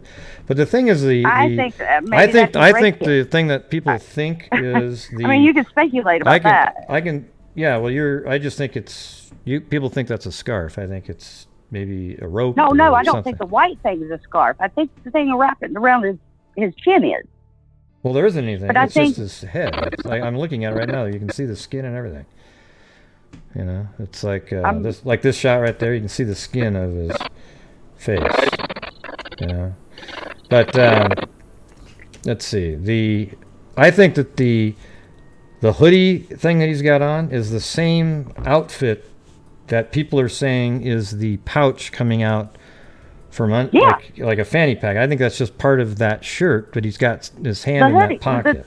It's the hand pouch in the hoodie. That's what I said to begin with. It looks like it's got maybe something heavy in that's what I've said. Yeah, I've been saying that.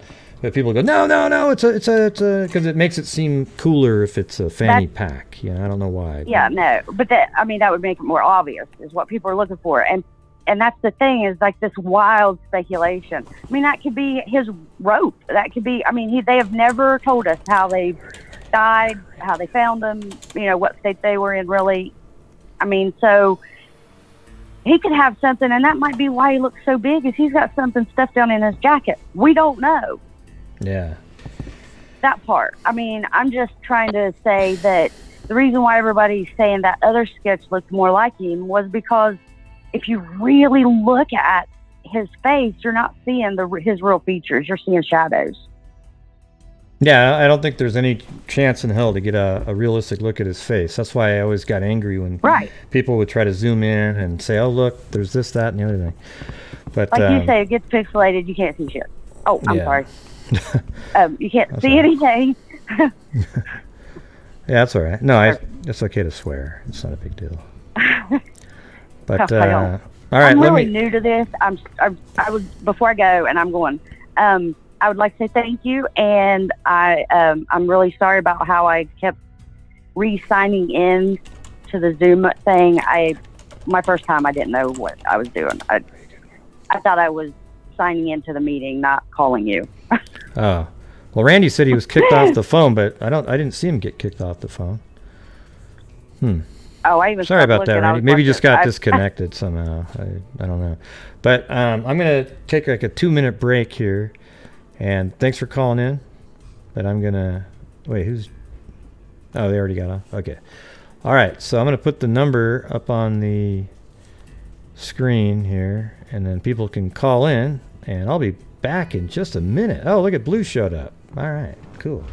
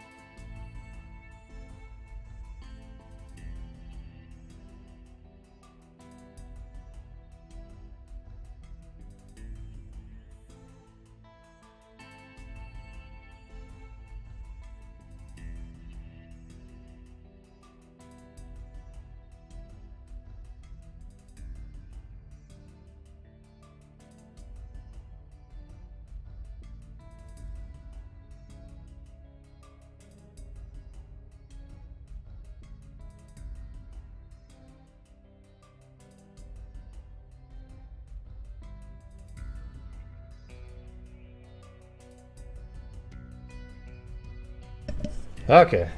Sorry about that. You know, when nature calls, as it were. So is anybody on? Let's see if we got anybody on here. Oh, shit. There's already a ton. All right. I'm just going to go down in order since I didn't see. Well, let's see. Hold on a second. I'll start at the bottom because I think that's how it works. All right, 918. You're on the air. Hello, Mr. Hughes. Hello. I got a question.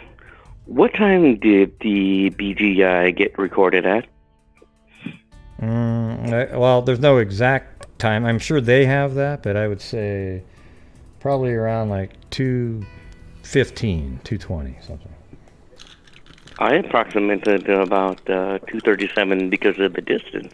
Yeah, I don't think so. Yeah, they were already almost halfway across the bridge at 2:07. It takes 5 minutes to walk across it. You're saying about? Well, there's a girl named So you're Beth saying about 2:17 they got there? Well, 2:07 was the shot of the the shot of the full length. No, they got there at 1:37, something like that. And then they walked out there. 2:07 was the first shot of the full length of the bridge with Libby's phone. Okay, so that was heading towards platform 3. It was between 2 and 3, so you're getting close to halfway across. And my friend Beth has been there, and she's walked across it in 5 minutes. So you're looking at 2:07. So let's say they slowly, but I think when they noticed somebody was coming, they might have moved a little bit quicker. So I'm going to say between 2:15 and 2:20. There's no way, I don't think in hell that it would take 30 more minutes to walk across. So no possibility that they could have been at the end, didn't walk back, and then they see him approaching. You mean they were leaving and then went back again? Yes. No, there's no chance. Yeah. I mean, when you say is it a possibility and remote? Sure. Okay. It's just not. That's not what happened. My problem is his distance was over 300 feet at the very beginning for a shot, and then in the end, he's there about 50 feet. What do you mean the first shot? What do you mean the first shot? Okay, when the Abby picture was taken, he would have to been over 300 No, feet. he was 60 feet away at that point. I've already done all the math. I know exactly where it was and everything. It's about 60 feet. That's how far away he was. You know that video that I just played earlier? 60 feet at the end, but I'm talking about where the Abby picture, where you can't see him. Right. He would have to be over 350 feet, right? Well, he would have been back in the woods, sure, yeah. I mean, but that's why is that hard? Abby's never been across that bridge before, and that's why she was trailing behind Libby in every single shot. Okay, and at the end, they probably saw him coming, and he was able to go quicker. He could get across in 5 minutes, and they probably took, it's just not unreasonable at all. I think a lot of times people way overthink everything. I'm saying is, how did he close the gap so quickly?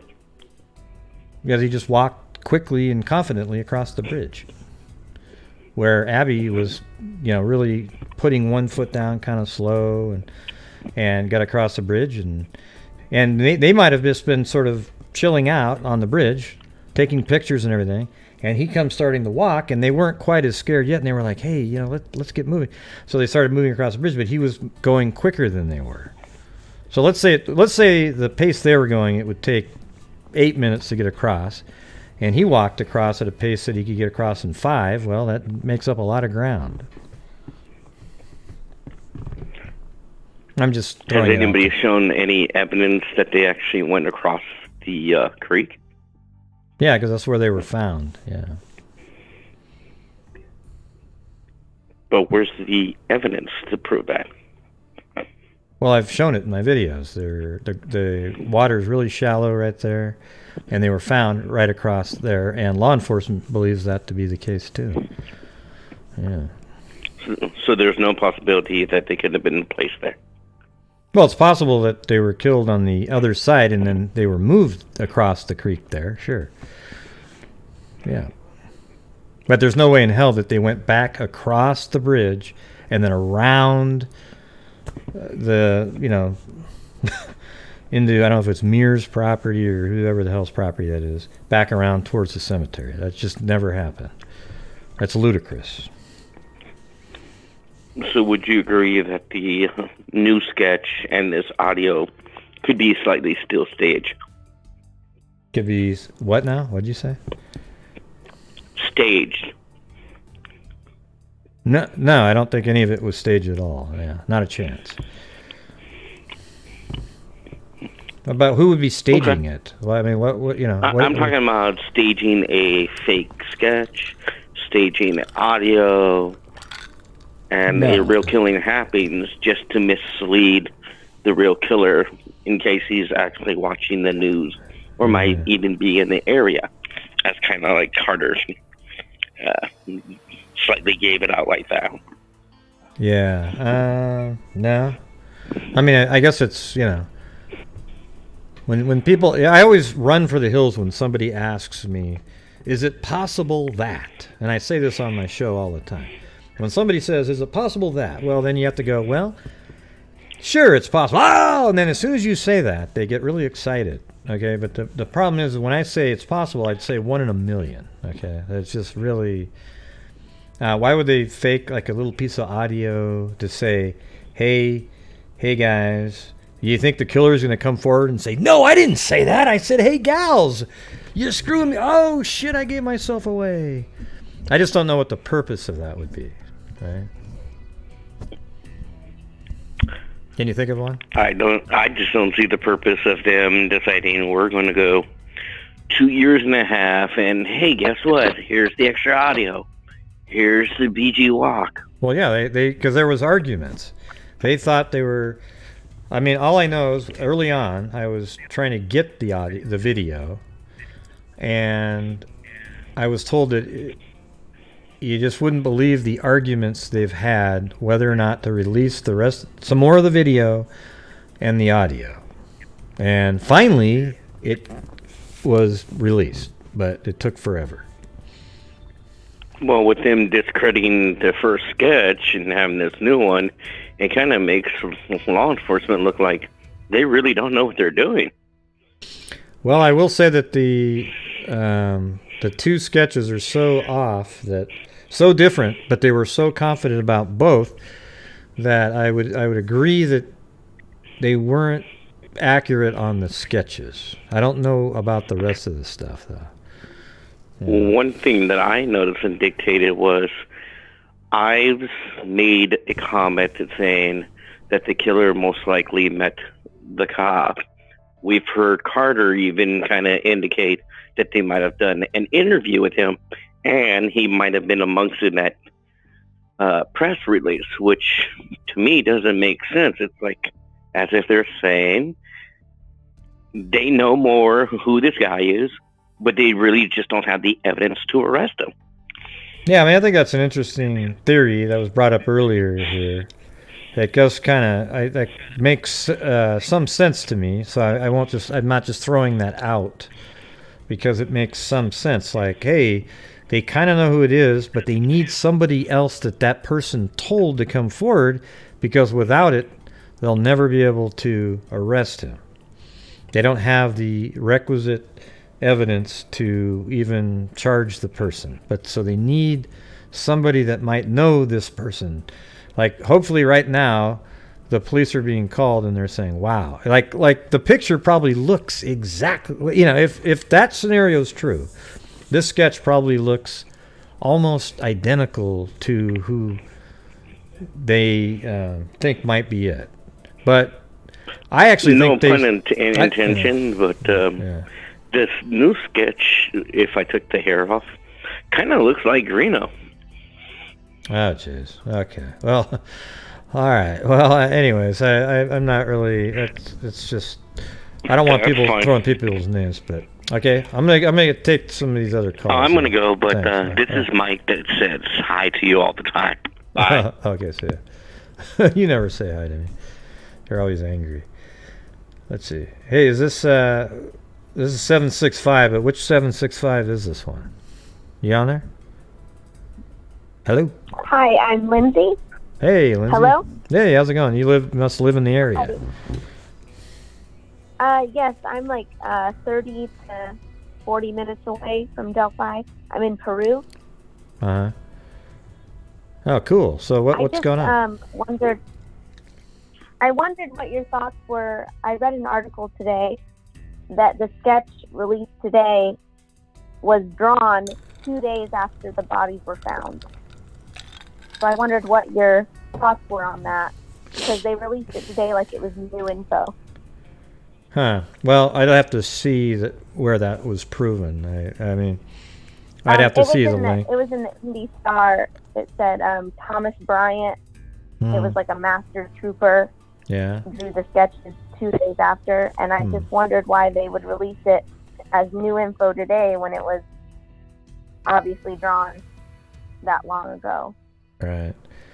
I don't know. I'd have to be able to prove that that's real. So you're saying the guy that drew it said that? Yeah, Thomas. It says in the article I have from Indy Star, it says Master Trooper Thomas Bryant. Mm-hmm. It says the sketch released on Monday was drawn by Bryant on February 17th, 2017, a few days after the victims' bodies were found. The picture was based on the description of a person who saw something that the person felt needed to be reported, according to Bryant. Yeah, wow. So that's the sketch based off of just what somebody and I didn't said. know, I mean, Jesus. It could be. It was in the Indy Star, so I thought it was real, but, I don't know. Yeah. Huh. Well, why don't you send me the link to my YouTube? It's in the description of the video is my Gmail account. So why don't you send it to that so I can see this? Okay, I can do that. Cool. Well, thanks for anything else or. No, that's all. I just wondered what your thoughts were on that. So thank you. I'll send you the link. I don't even. I mean, it's discouraging if that's true, but. Right. I mean, so anyways, thanks for calling in. I'm going to do about 6 more people now. Wow. Thanks. All right, thanks. All right, bye. All right, so here is the other 765. All right, you're on the air. Hi, Gray. Hello. Can you hear me? Yep. Who's Hi this? there. Hi, this is Sabra. I go by Incognito Society on YouTube. So. Oh, I think I've seen that. You ever see me? Yeah. Yeah. Hey, I just wondered if we're still to believe that the sketch doesn't, or the guy does not have blue eyes and they have reddish hair. Are we still to go with the original description? Yeah, you remember that? Did they see? Yeah, the whole reddish brown hair. His eyes are, they're just not. I'm sure they're not blue. So I always thought that they were. When I say, I'm not saying that myself, but that's the phrasing that they use, was that they just know that they're not blue. So that always meant to me that they were hazel, because somebody would be able to say, well, they were light, but I just know they weren't blue. Okay, hazel. All right. So hazel eyes, right. Brown, like a reddish brown hair, and now we've got a guy that looks like, dark hair, and I mean it's just a sketch, so we don't have a clue. So do we make his hair reddish brown again, or like what do we do with that? Right, they called the first picture now secondary. So are we to take everything else that they said, but just kind of change the age and face? Yes, I'm a little bit confused when they say he's between 18 and 40, because the one picture they released looks like he's 20, and then the one that they used to have looks about 40. But now, But then if you're saying that this new picture is more accurate, then how come you don't make him look like he's 40? I mean, I don't know. It's crazy. I know. It's a tough one. One of the guest callers said something about staging, and I thought, that's kind of crazy to think all the money that went into all the billboards all over different states, all through the news for 2 years, that I think they believed that first sketch to be the truth. I don't think that was a staging. But if you believe the last caller, that's not the first sketch. The first one is the one we're seeing now. True, I'm not. So maybe that's the new That's part of the new direction. Is we're going towards the original sketch, and we're going to release more video and audio. Hey, isn't that cool? I won my own mug. I said, hey, whoever picks the reason for this press conference, and everybody's, they've arrested somebody. Well, why would you say new direction if you're arresting somebody? But I got to admit, when the press conference started, that I was a little bit like, wow, this sounds a lot bigger, because it sounded like it was over. The way they were thanking everybody and how this and that and the other, but then boom, we're right back to we've got new audio and video, and that's what I've always thought. Yeah. Well, thanks, Gray. I won't keep you any longer. I know there's more callers. Thanks. Well, hey, thanks for calling in. You did good. All right. Bye-bye. All right, see you. Oh, thanks. All right, bye-bye. Bye. Is this another one from... I'm unmuted. No, is this 765? Is this the same? Were you just on here before? Well, Gray is Randy. Oh, you were muted. Oh, okay, good. Yeah, well, I'm not good, but I was working through the numbers. Okay, I got to get these people on here. I didn't know that you called back in, because my chat goes by so fast I can't see anything, even though it's on slow-mo. So let me get these. I don't know who came in first, because Zoom actually organizes it, I just realized, by numerical order, which is really stupid.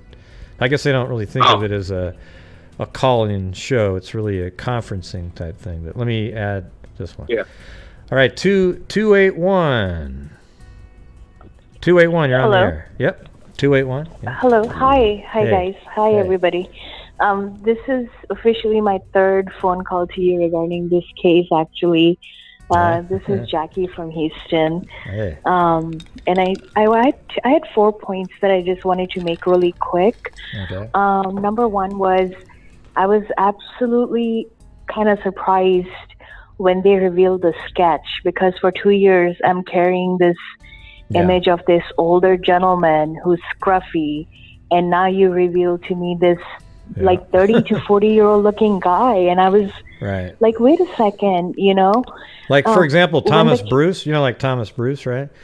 I wouldn't even have thought of that guy. Like I wouldn't even have thought, like, law enforcement may not even have thought of him either over where he was arrested, had they seen this new sketch, because this guy doesn't look like him at all. And the 18 to 40, I think that range is like a bit too wide. I think maybe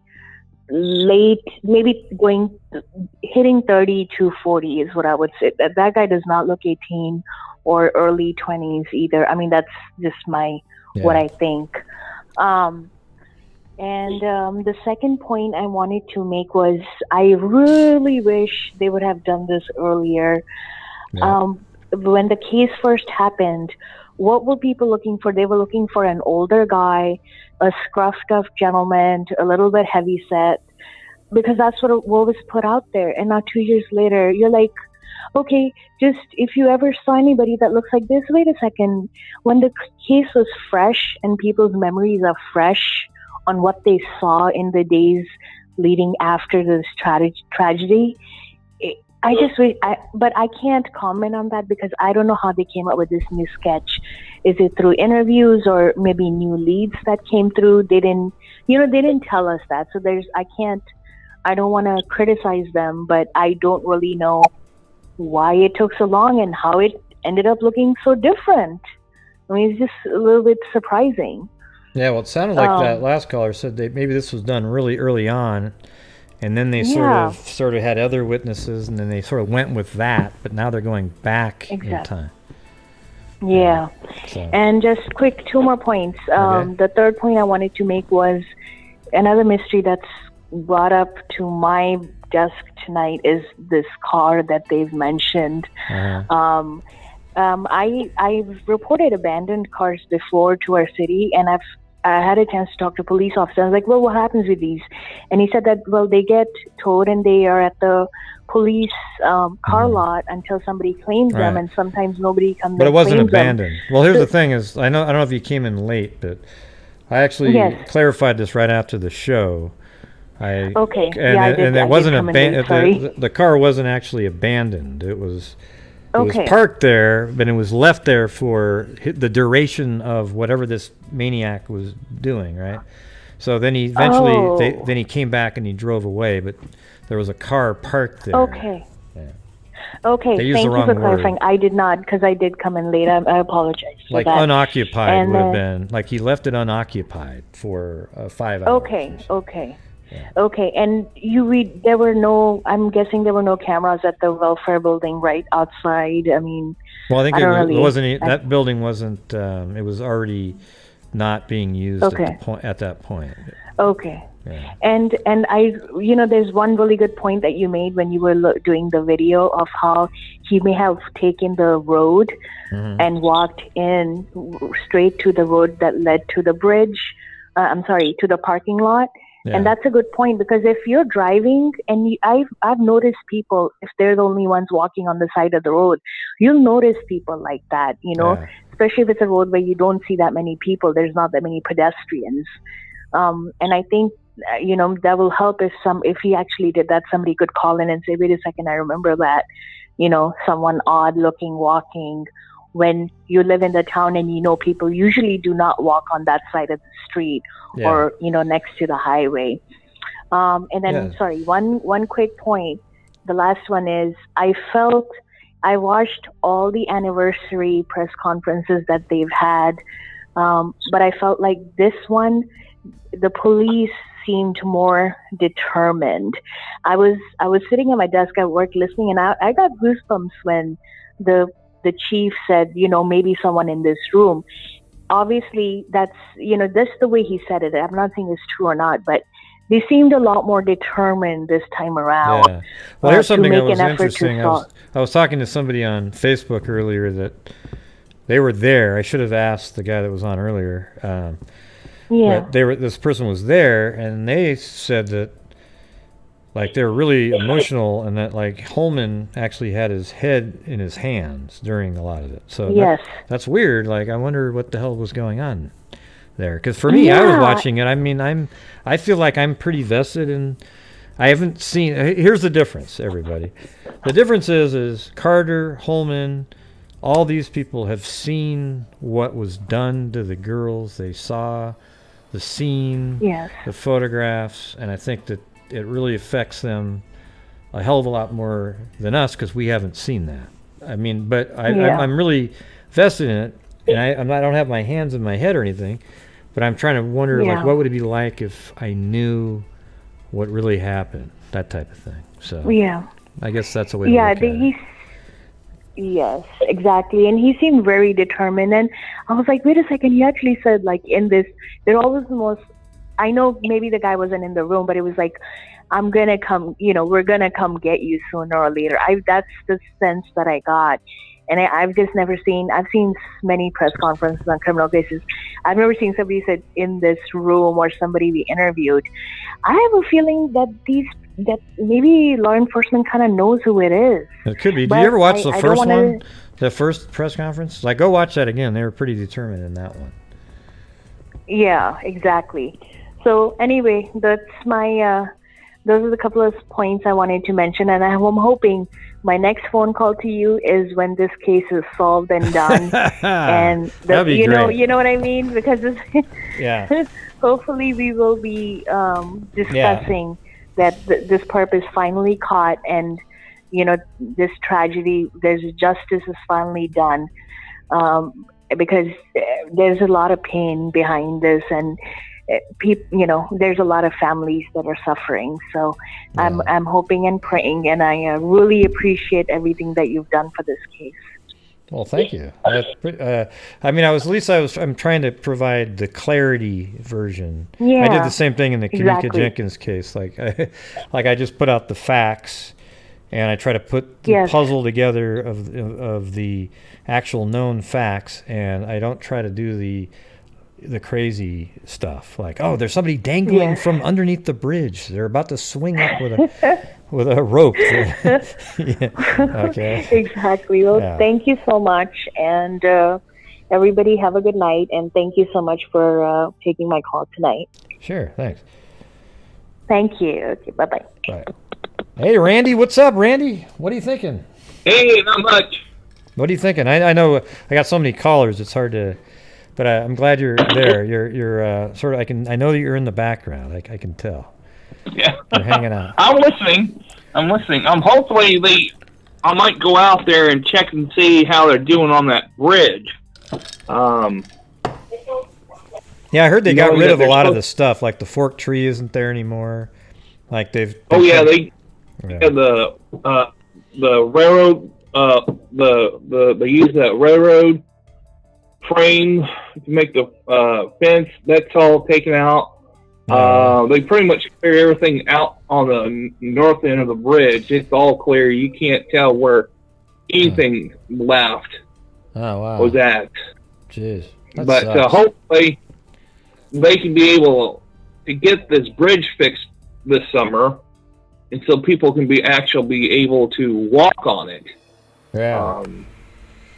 Yeah, but it sucks that they've changed things, because I think it's important to kind of leave. I think they should have left just sort of, just close it down until they caught the guy.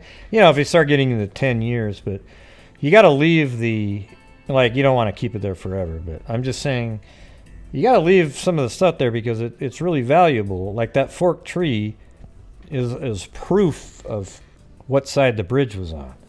A lot of people still to this day will go, oh no, that's the other side. It's a mirror image of and no, it's not. So, all right. Well, it's go ahead. It's I know people go out there and see that all gone, especially the flowers that people gave out there in my flowers. It's all gone. So that's all gone. There's nothing there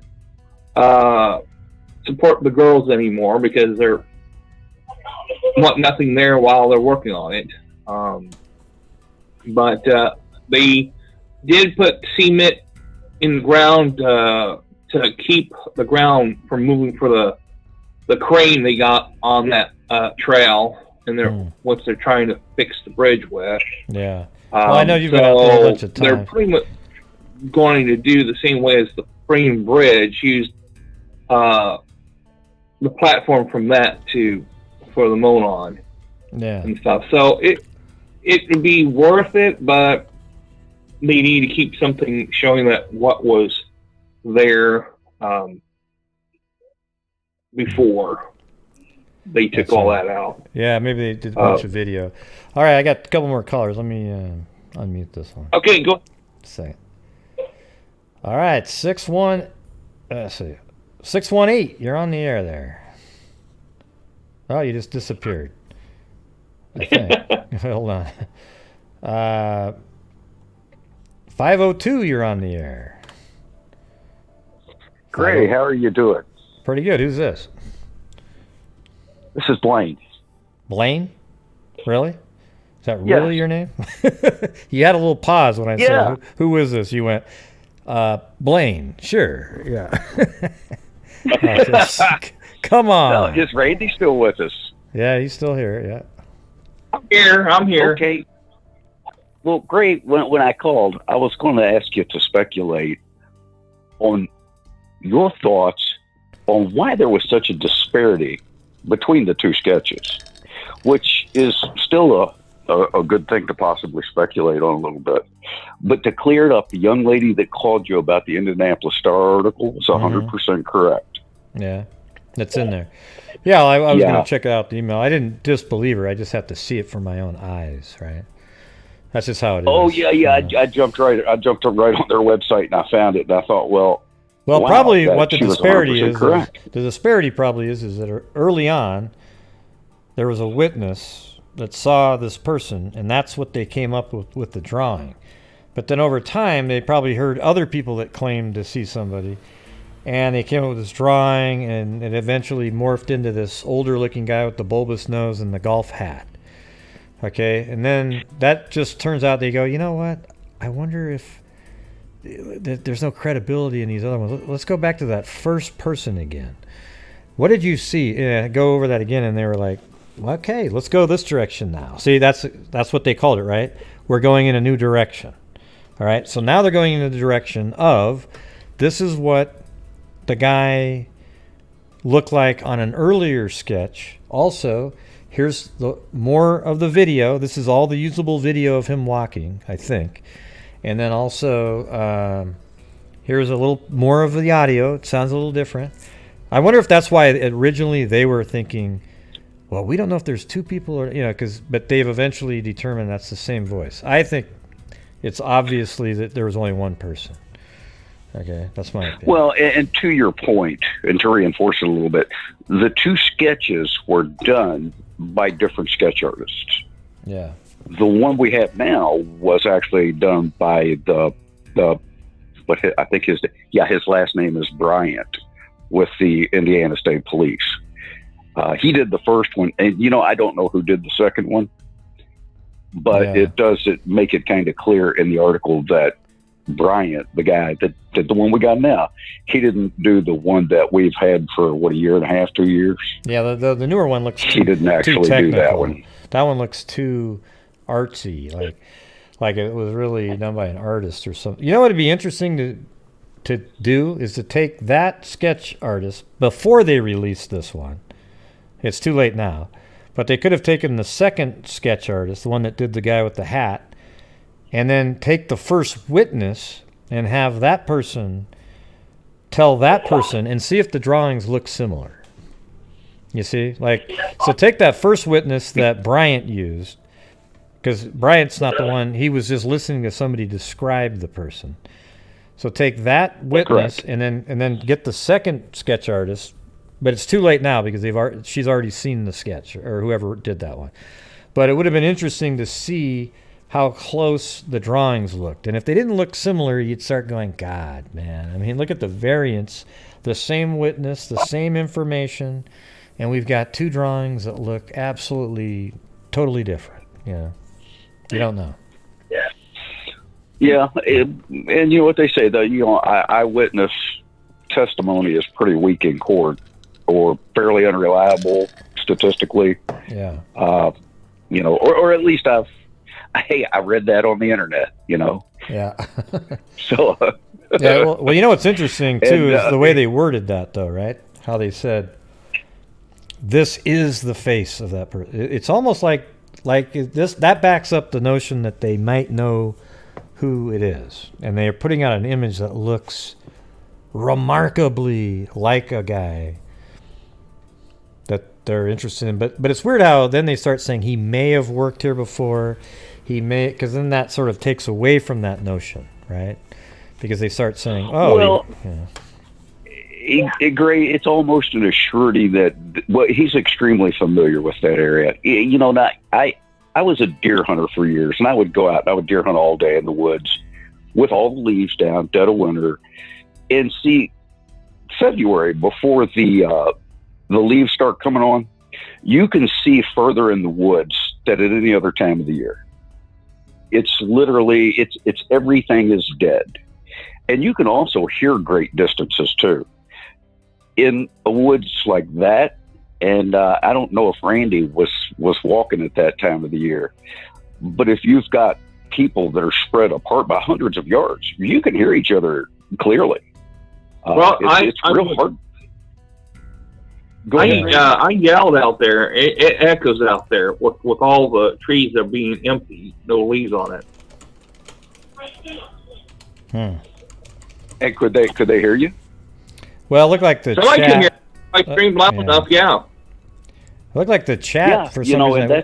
I went back to a different screen. And it looked like the chat was turned off. Hopefully, it's back on again though. Okay, cool. All right. Oh, it's running here. Okay. But those just some odd things about it. But I'm glad to see that they finally released the information. I'm kind of like you and Andy. I can't believe they didn't release that, 2 weeks after it happened. I'm sure they had their reasons, but I just wonder, is there a little bit more that would help?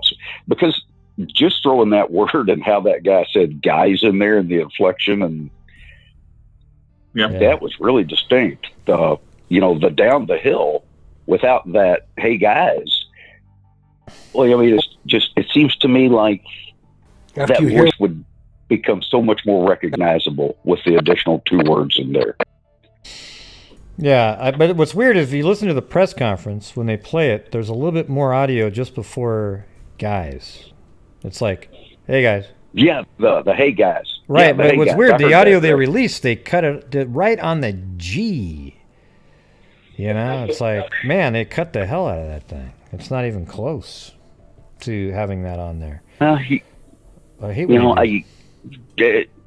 and we say guys, it's a reference here, but it's just been my experience that normally if I know people, or I'm a lot more likely to say guys than but then what would you say, Well, I mean, I think what they didn't have though is the word, the hey. See, that you could hear it at the press conference, but you couldn't hear it on the audio that they released on their website. That's what I'm trying to say. I wonder why that is. I don't know. I think it's just poor editing. Like, people just don't think about stuff. They just go, hey, here's a clip. Hey, can you put that out there too? Okay, cool. Let me cut it here. It's just a lot of inconsistency. Well, to your point, Gray, you go look at the ISP's website where they have for lack of a better term, the wanted posters and the pictures of the guy, and they're real wide. They put 60 pounds on him. They didn't scale the images properly. Yeah, and then there's another one. Right, that's exactly right. And I actually thinned it out on my videos because I knew it didn't look like that. They put the wrong aspect ratio on that. It was crazy. And then also on their website right today, like, look, I'll do it live on the air here. I'll show it to you. Watch this. I'm gonna go right to it.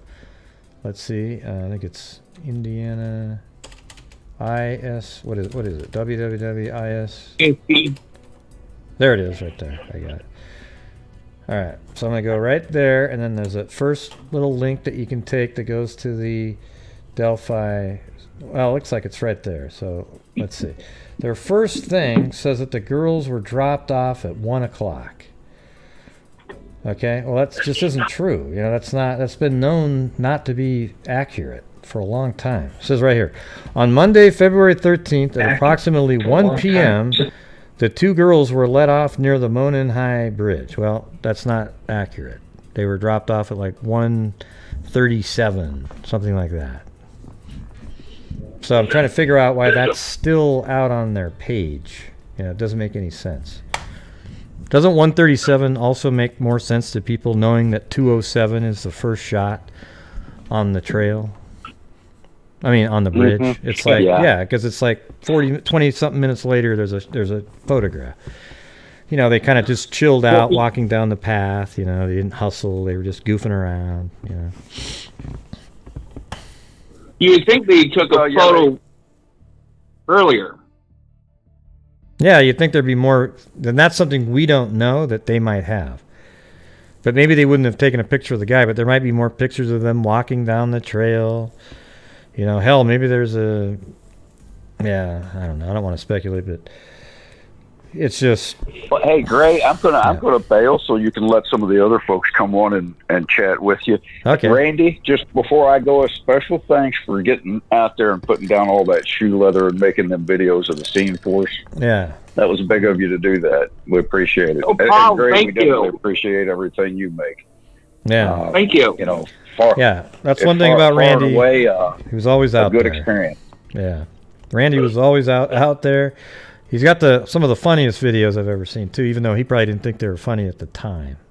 When he was swimming in the water, he was looking. Remember that when he was trying to get the underwear? There's got to be a blooper out of this thing. Okay, like a see that when HVAC I met that day and stuff. Him and his friends and the IPS officer. I asked them what was down there. They said it looked like there was a pair of underwear down there underneath those logs. So that's where I went. Video. Do you still have that on your page? Because it was so awesome. Because like Randy goes into the water and he's like crawling across these logs, and then he falls in and shit. I mean, it's like harrowing moments, but it's funnier than hell, man. It's good stuff.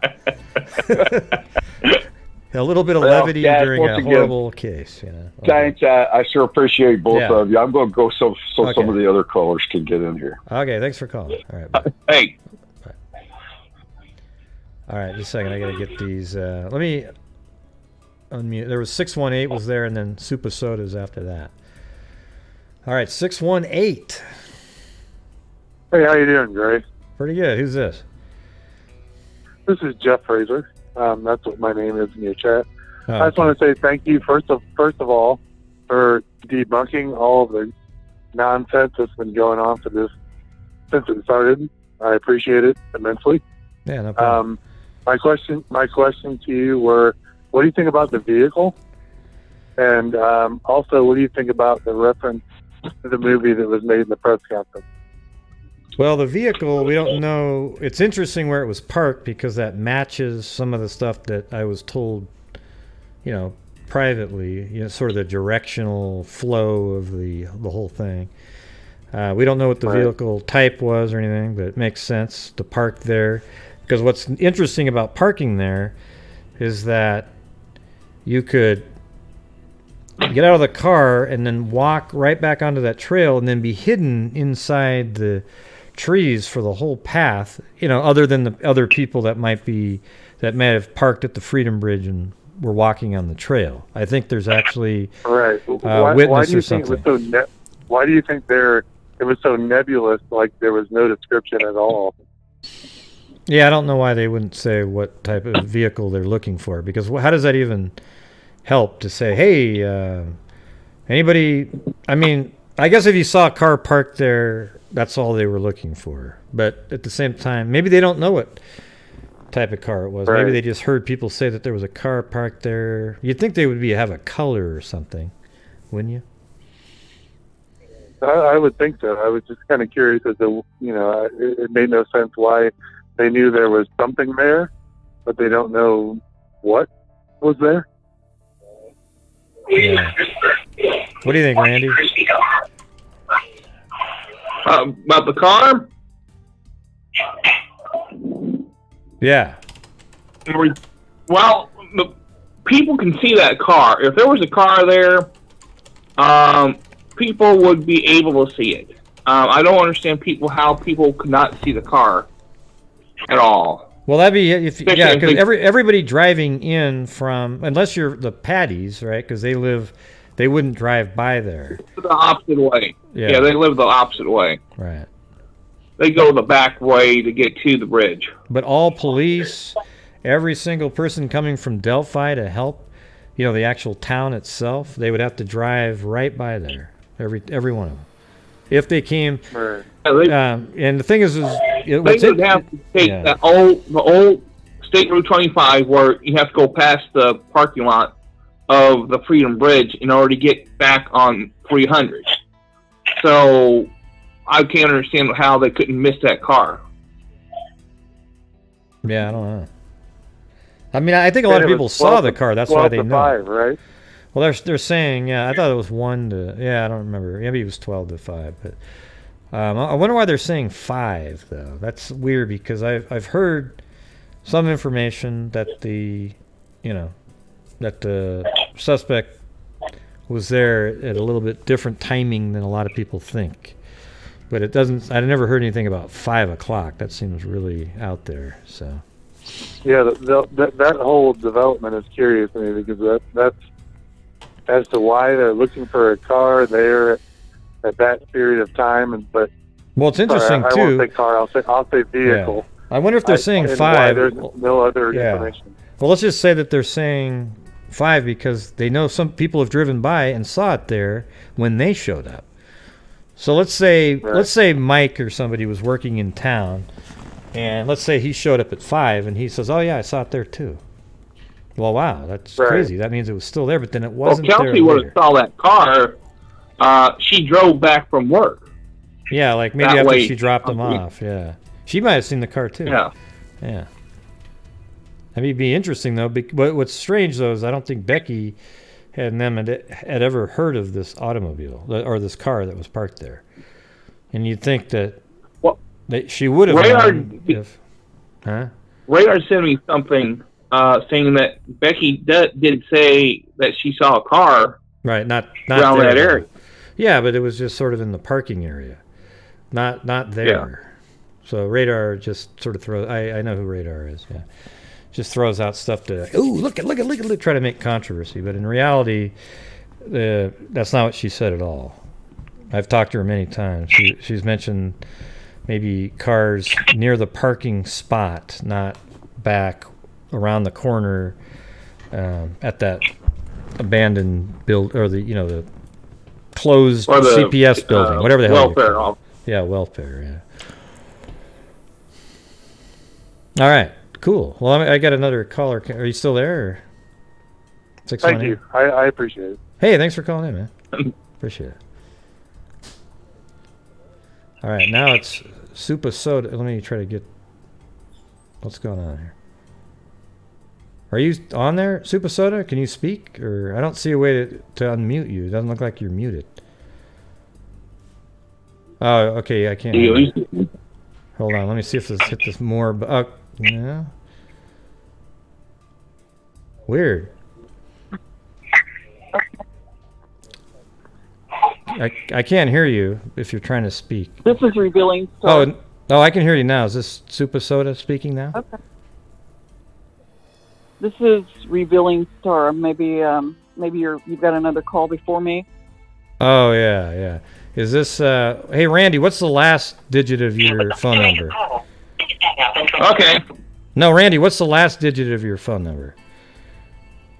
Oh, it's last digit is 5239. Okay, I just want to okay, so hold on. Okay. Huh. Well, that's weird because Super Soda's here, but there's no unmute or mute button. Normally there is for a video. I can see her up there. Oh. Hey, Super Soda, how about this? Disconnect and call back in. I know who you are, so I'll put you on. But let me get this. All right. So 765, you're on now. But make it quicker than normal because I got to get Super Soda. She's been waiting a long time. Oh, okay. Yeah, I sent you an email with the piercings on the first sketch that were visible. Oh, I never believed in any of that stuff. Yeah. When you say like the first images of the suspect, you could see piercings. Yes. Yeah, that's piercings. Yeah, you're saying the first images of the. You mean the sketch they released or the suspect image where he's on the bridge? Which one? Yeah. The Which first one? sketch. Okay. Well, I don't. The image. Okay. Why would they put? You mean they put piercing? Yeah, it was. It's like the sketch artist. The first sketch artist knew who the suspect was because he even put the piercings under his bottom lip and on the right side of his lip, on the corner of his mouth. And I was just curious what your opinion is of, the fact now they've got a new sketch with no piercings. It's almost like they're trying to cover for the first, the sketch of the first person. Yeah, but I don't see any of that stuff that you're talking about in the first sketch. It's just a sketch. There's no piercings or like when you say, there are sketches. Well, that's just what you're saying, but Tales in a murder mystery. Have you ever heard anybody? Two teen girls Have you heard anybody ever say that? Oh yeah, we definitely put piercings in there, or are you just saying that because you? Yeah, I saw the piercings and people have talked about it. Right, they've talked about it, but the person who made the sketch, did you see them say that?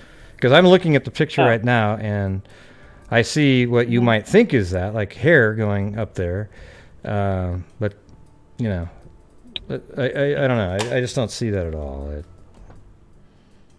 I mean, it's weird when people see things a lot of times. They just see things and they go, oh, look at this right here. And then they just call it this and then they start looking for little tiny other things. And all of a sudden now the guy's got, his face is covered with earrings and piercing. Look, I'm looking at it right now on the screen. You can zoom in on it. Like it's right there. It just, Where do you see an earring? Yeah, we discussed it was a piercing mark. It's not an actual, Okay, why would they put ring. that on there? So you think the witness Yeah. was so scrutinizing of the face that he said, well, look at, Yeah, I didn't really get a good look, but I saw his face and I see an old hole from an old piercing. So can you make sure you put that on? I don't. I think it's suspicious, and I'm trying to figure out why would a sketch artist put a piercing mark, Because I don't think they as though did. he knew the So person. you're starting with a premise that I don't even agree with. You're saying, wow, it's so weird that they put it on one but not the other. Well, I don't think they put it on this one or the other one because they didn't see anything like that. So I mean, I guess we're sort of stuck there because I've looked at these a million times and never once did I go, oh wow, they got a piercing mark on this one. I'm not saying it's not possible, but I really just I can't imagine them putting a tiny little piercing mark in a sketch where. But that's exactly what I thought, and I'm thinking, well, I'm seeing it, so why would they put that, or how would they know if they didn't know who the person was? Because the amount of time that the witnesses had to really notice something that small. Right. Yeah. Well, I'm just got it on the screen right now. Are you saying like below his lower lip or something? Yes. Right. Yes, right in the center under his lower lip, and then also in the corner, the right side of his, underneath the right side of his lip. Yeah. I don't think so. I think that's just like the drawing of the hair, maybe slightly darker and one little tiny thing there, but hey, I guess to each his own, right? I don't see it, but okay. So then I guess it's hard to get into what you're saying. Like, why would they leave it off the next sketch? Because real quick, are we looking for two different suspects, or is this supposed to be the two sketches? Are they of the same person? I think they're just two completely different sketches. They think it's the same person who they're looking for one killer, but now they just think he looks different. Different. Okay. Well, thank you. Appreciate it. Okay, cool. All right, thanks. All right, bye-bye. All right, I'm going to try something here. Oh, man. I just tried to unmute Supa Soda, and she got off. Because I just hit unmute all. Uh-oh. So who's this 310 number? Hey, it's me. Well, hey, I don't know Greg, how you doing? who are you? What does that mean? Hey, it's me. What does that mean? Oh, my name's Mike. It's nice to meet you. I've called before in the past. I had a question in regards to, so earlier today you pointed out where the car would be. You had mapped it out. I went back and there is like news footage of the day of, and it's the helicopter kind of flying about, and you can hear them, not say they don't shoot where the girls are that's at. The day. That's the next day. That's the 14th. That footage. They didn't have a helicopter the first night. They fly over that area which you mapped out, and there's a car in that parking lot. It's a white car. Yeah. I just wanted to point that out. I thought that was interesting. Well, that's pretty cool. Let's go. I have it in my files here, so let's open that up. There's something white in that parking lot, and it's almost where you put the pin. But I don't know squad cars are white. What's that, Randy? What's white? The squad cars are white. State squad cars. Yeah, but in this helicopter footage, there's not usually. If I'm expecting squad cars, there's going to be a bunch of them together, or it's a lone car. It's just kind of weird. It's a weird location. They also have the street blocked off, like that whole entire street. You can tell where the troopers are at or whatever, that they're blocking. Oh, that's a truck. I see what he's. There's a truck on the over by the Freedom Bridge, and it's in that parking lot. Okay, I'm looking at it right now. I'm looking at it right now. You're almost right there, right on the. That's crazy. That was right. It starts off almost right at the spot. Look at that. Okay, hold on. All right, so from this angle. Yeah, this is it. See, there's them. They're blocking it off.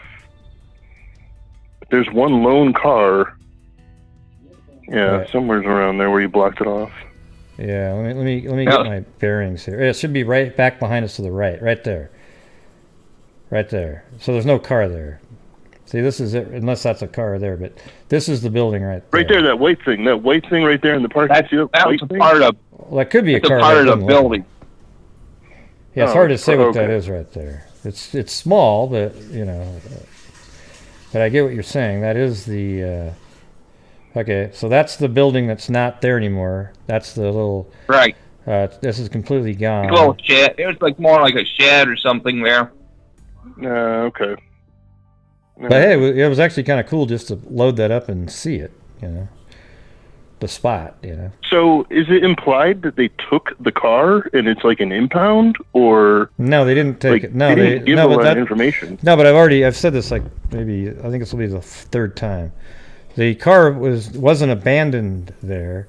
They just left it there while they were doing their hunting. Their killing. Then they went back and got in the car.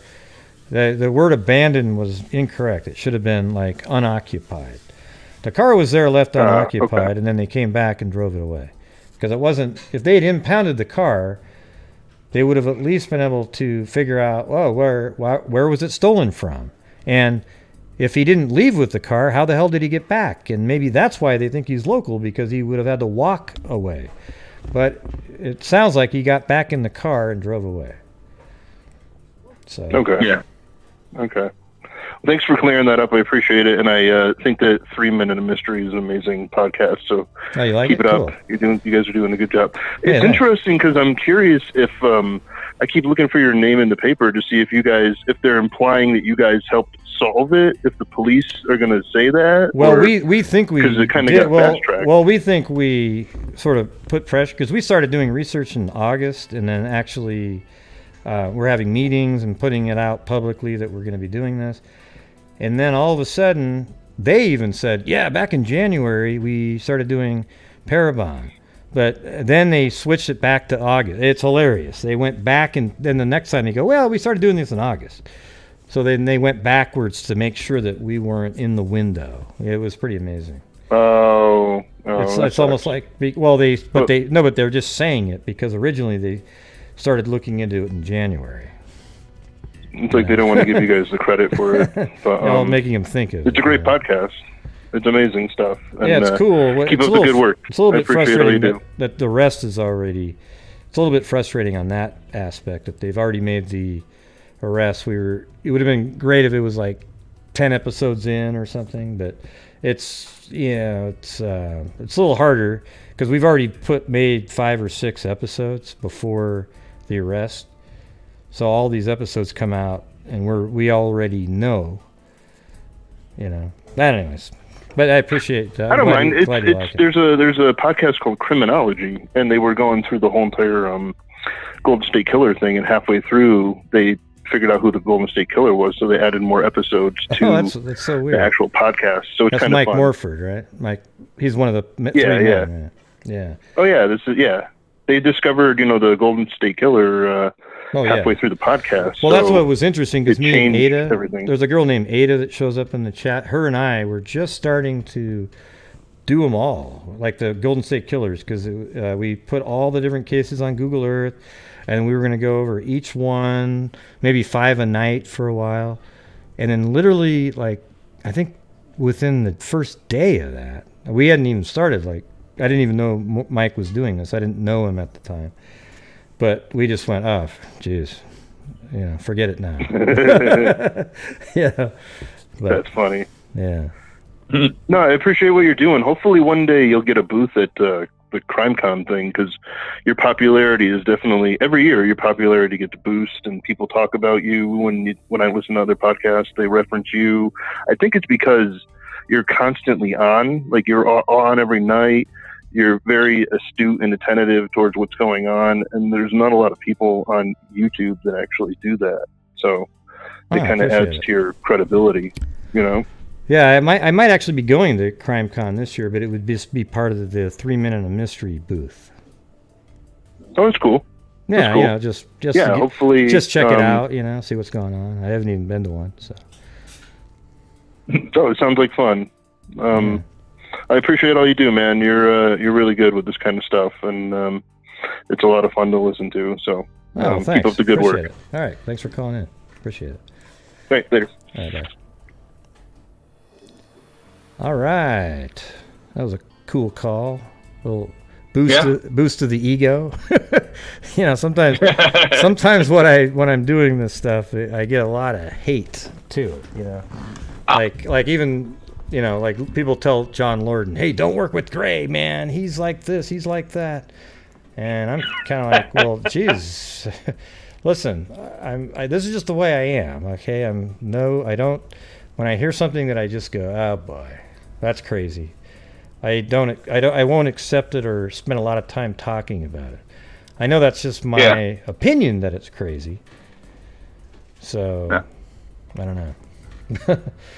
Anyways, if anybody else wants to call in, we do have the lines are open. Hey, I don't know what happened to Supa Soda, but I was just hitting I had to hit unmute all button, which I'm nervous to do. And you somehow... Oh, there it is. Okay, let's try it. There we go. All right, Supa Soda, are you on there? Can you hear now? Can you hear me? Yep, I can hear you. Can you hear me? Okay, sorry about that. It's a miracle! Supa Soda's on the line. What's up? Glad to be talking to you, Gray. Wow, thanks. Good to call. You've been on my channel for so long. It was neat to have you calling in. But what's up? Hey, I live here in Indiana. Well, here. Hold on a second. If you have your audio playing from the computer, turn it down. You can only talk through or wear headsets if you're using your computer. Because you'll have a delay if you're watching the video. It's like 3 or 4 seconds behind.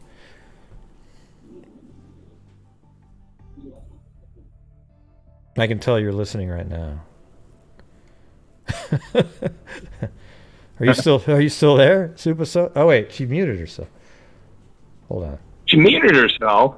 Yeah, hold on. Wait, God dang it.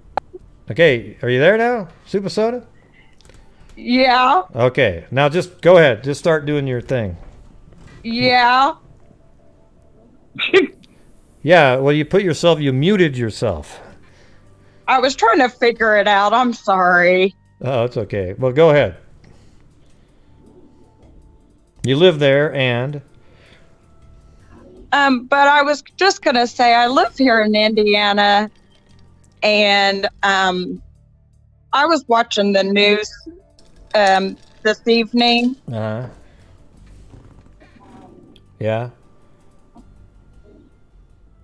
And it sounds to me like the police chief kind of knows who it is. Yeah, that's what people are speculating.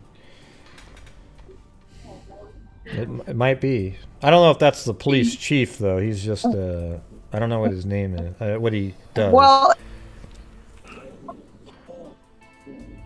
is Carter Gotcha. Yeah, Carter's like a communications guy.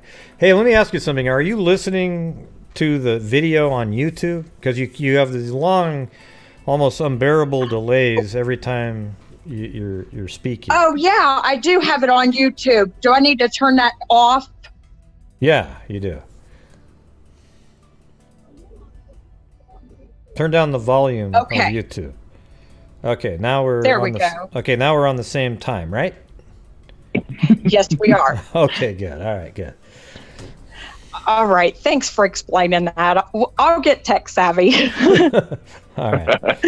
Yeah. Okay.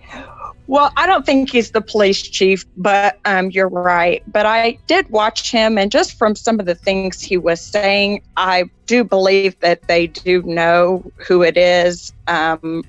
It was, I think, that phrase that he was saying, how are you going to feel whenever they arrest you and everybody knows that you killed these two innocent teenage girls? I think that is what's making me think that he kind of knows who did this. But I wonder, but I don't see how that would make the guy go, oh, wow. Yeah, because here's what he said. He said, look it, when you finally come forward, it's going to be really embarrassing. Okay, well then what's the guy going to do? Oh, well, shit, I should come forward then. I can't wait to be embarrassed. It's like, I don't really get that strategy. Make him come forward. I didn't get the strategy I think there. That they have a feeling they know who it is, but you're right. I don't think that's going to make him come forward by any means. But it seems like they're kind of relying on him a little bit because they said, or Carter said, he has a little bit of, I think he still has a little bit of conscience. I really do, he said. So I don't think he has any conscience. You're right. I don't think that he has any conscience. Right. If But he to hasn't say found that, any conscience in the last 2 years, he's not going to find Right. any now. But saying that, I think means that you're hoping that he's going to come forward. That's why you're saying that. I agree. I think that, they believe if they, put that out there in the news, I think that they believe he'll have a conscience and come forward. I don't think he'll have a conscience, but I think that they do have more of a speculation of who it is. But I think they're trying to guilt him into coming forward. But you're right. I don't think that's going to happen. Yeah. Huh. It's interesting how everything that went down. I think it was a great day for, I know it's not like earth shattering, but it's pretty amazing, right? That we're actually literally seeing the video now of the guy walking. We're hearing a new, just a word, albeit. And now we know that there was a car that they're really interested in that was parked right around the corner there. And we've got a whole new sketch. So, I mean, it is pretty much a sea change in how they've been doing things and the direction. I think the word we're changing direction means we're now looking for a guy that looks like this. Because all the rest of the stuff that was put out doesn't really change much. All we do now is we see an animated version of the same image we've seen a million times, which was cool to see, and a phrase saying, guys, which is said in a little different sounding voice, but it's the same person as the down the hill comment. But other than that, we're kind of in the same spot, other than now we've got a completely different face to look at. Yeah, to me, they don't look like the age is the same at all, really. No, they made the second sketch younger looking for some reason. Well, yeah, that guy looks like he's 18. That's what I was thinking. I thought we went from a guy who was maybe in his, 40s, late 40s or something, to somebody that's 18. You're exactly right. And I thought, boy, this is two different, two totally different directions, like you said. They should have had him holding up a cell phone and had earbuds in. Pretty much. and then have these little sound waves coming out of his ears, those little some lines to indicate sound. His clothing did not match what an 18-year-old would have on, but yes, you're exactly right.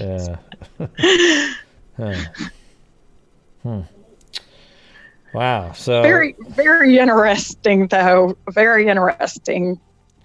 Yeah, well, I'm glad to actually. I mean, it's been the biggest day that we've had in this case in since the beginning, to be honest with you. Right. I mean, the whole Daniel Nations thing was a waste of time. I never thought that guy had anything to do with it. I mean, it was interesting at first. It was kind of like, okay. But literally, he doesn't look like that drawing at all, right? The new sketch. He looked No, I looked at that and I thought, no, the hair is not the same. The hair's not the same. Oh, especially the nose is not the same either. And doesn't his ears stick out too, to the side? Nations, his ears kind of stick out, don't they, a little bit? I don't know. That's what I thought. I mean, he doesn't look like Dumbo or anything. I'm just saying it's different. It's different than the image that they put out. It's a lot different. All right. Definitely. Well, Super Soda, thank you for calling in. You should. I tried to get you on earlier. I don't know why the mute button wasn't available. Unmute button. It wasn't even there. Well, we got it together, and thanks for your patience. I appreciate that. But we do. We appreciate everything that you do. We appreciate your work. And I tell you what, you've enlightened me on a lot of stuff, so a lot of the forensics and, how we're going to start solving a lot of these cases in the future. Yeah, I'm really excited. The money, I don't know if you were aware of this, Randy, but in Colorado, there's the Sky Chutes. There was this unidentified man that they found at the top. He apparently shot himself. But nobody knows who this guy is. He was found way up in the mountains. They found his skull. They found a receipt that was from, I think it was 2012 or something like that. But they just found it. Huh? Where was his body found? It was just way up on top of this mountain. But you could tell, he shot himself in the head, and then his head washed down. Anyways, they found his head, right? But here's what we did. I contacted the medical examiner over there, and they hadn't really even heard of the genealogy stuff. So I talked to them, and then I got a hold of their assistant, and I did a GoFundMe, and the goal was $3,500, but at $2,880, I just kind of closed it down because that's actually was more than they need, because we switched over to using the DNA Doe project. So just yesterday, I wired in all the money to their office, and they'll now be able to write the checks out to DNA Doe Project to get the DNA research done. It's gonna be awesome. Get this person identified, and we had over 100 and something people donate to that. Well, I can tell you this: my second ex-wife, her dad's brother, her dad, my second ex-wife's dad's brother's son, went missing, and they thought he went off the edge of the mountain in Colorado. Huh. Well, what did he look like? I don't know. If somebody found a motorcycle, that's what he was riding, somewhere in the mountain. Well, they found this guy. He walked way up apparently the top of this high trail. Look up Sky Chutes. And he had a backpack. He had all these, snow climbing gear, all this kind of stuff. And he had a pistol with ammunition. He had gun cleaning stuff. He just kind of had a kit with him. But you could tell that he just sat up there and he kind of looked out over this beautiful scenery, and he just shot himself. But what we're trying to do is identify him through the DNA Doe project.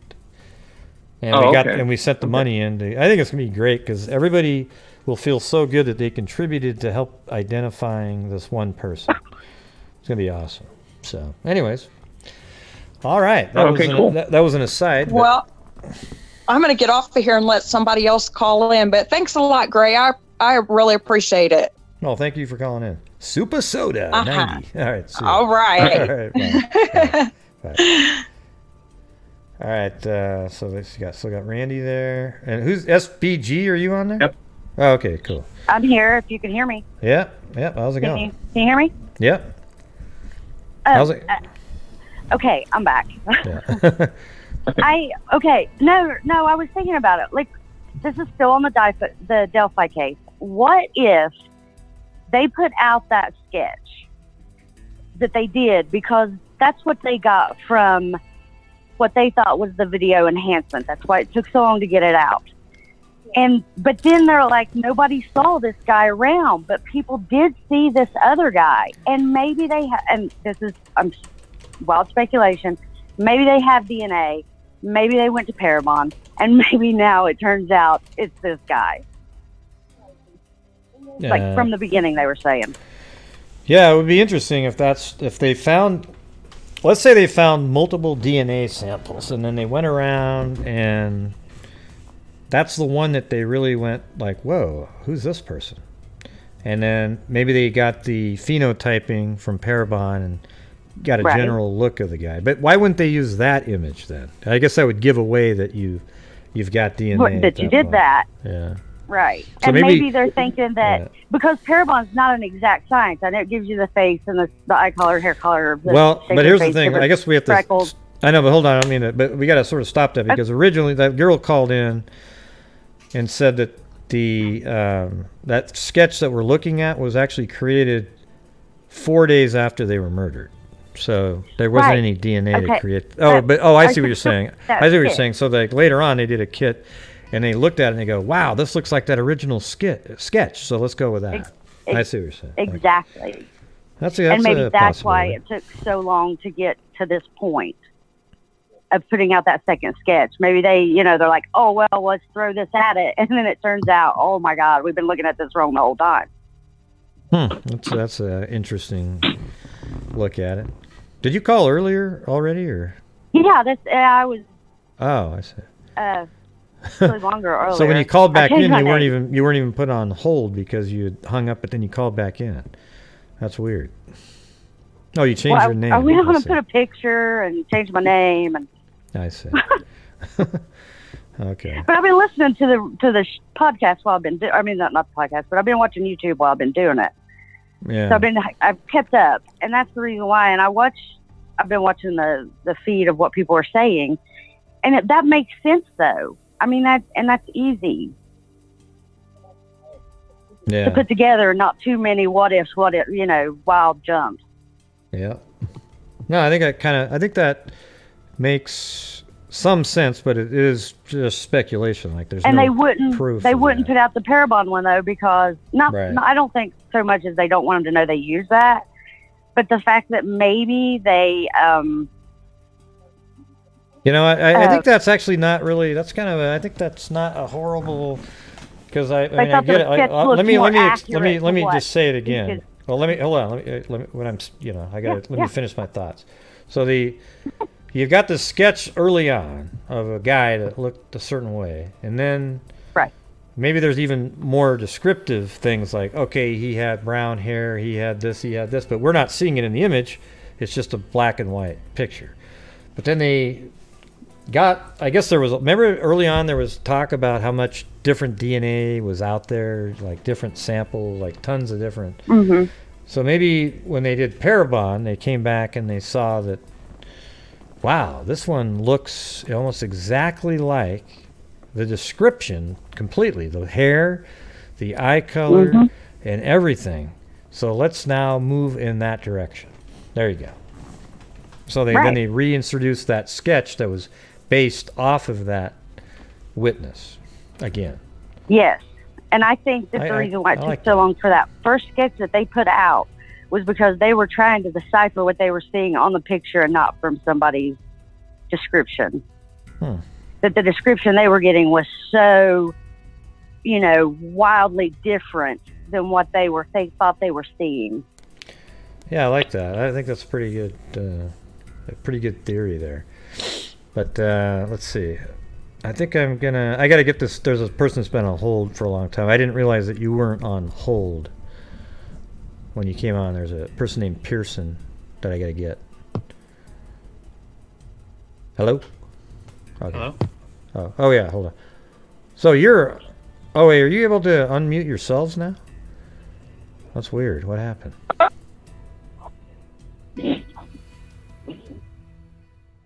Allow. Huh. This is strange right now. Okay, are you on here, Pearson? Yes, I'm here. Okay, what's going on? What's up? I'm not sure what happened to my screen, but I can see that you're still somebody, you're here. Oh, okay. Yeah, cool. Yeah, so I'm in California, but I had a question about what you thought about why they're being so conservative about releasing audio and video. Because I can understand they're being conservative about descriptions of the crime scene because they know only the person who committed the crime did it, and they don't want any false confessions. But they've been so conservative about this audio and video that they've had, and it seems to me that it would be so helpful to just release what they have. Like, why you think they're not doing that? Yeah, that's the thing is I don't know why. I mean that's what I've been saying. I'd say over a year ago on my show I said, at this point, I don't understand at all why you're not putting out the more of the video and more of the audio, because there's literally, I mean, I knew that there was some spots that, like, for example, the Hey Guys, I knew that was out there, but I thought it was Hey Girls or Gals or whatever. So the thing is how would that possibly be something we couldn't hear, So you have that, and then I just said, why don't you just isolate at least the walk of the killer, because there might be somebody out there that might recognize a little bit more information to their brain. All right? I don't know if it's necessary to put out the audio from Libby and Abby, them saying things. I mean, it would help us put a picture together, but they don't really care about that. I mean, what they care about is that we help them find the killer. They don't care if we know how everything went down, right?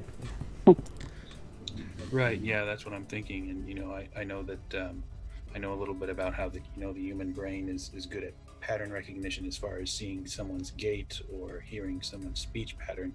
But they released a little of it, and his gait is altered because he's on the bridge. That it's hard for me to understand why they wouldn't release whatever they have and let us see if we can. Because honestly, from what they've released, if the guy was standing right in front of me and talking to me, I don't know that I would know, because so little has been released to us. I mean, separate from the sketches, that is. Right. Yeah, I don't see how. I actually think it didn't help that they put it out so late. I think they definitely should have put this out literally within the first 3 weeks. Okay, it doesn't take thousands. I mean, I'm going to tell you right now, it doesn't take thousands of hours to make that video clip, nor the taking that audio file out. Okay, I could have made that same thing with those images in a day, 2 at the most, if I tried to really dial it in.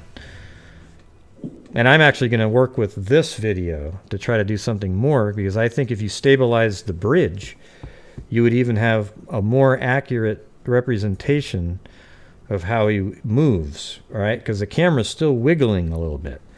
And I think it's possible looking at it, because you can see that platform almost the entire time, and all you have to do is take frame by frame and then put a transparency on it and then rotate it around until the platform lines up, and then just keep doing it again and again. And of course, the camera's moving slightly left and right, so you're off a little bit here and there, but I think it's worth doing.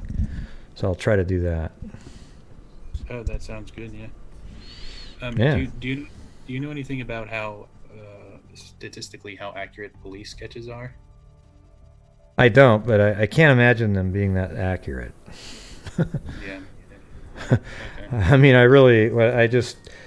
here's what's weird about sketches. All right, so you had that first sketch, and you had every person on Facebook and social media. I'm sure Randy's seen this stuff, where people put a side-by-side picture of, like, Eldridge, for example, right next to the sketch.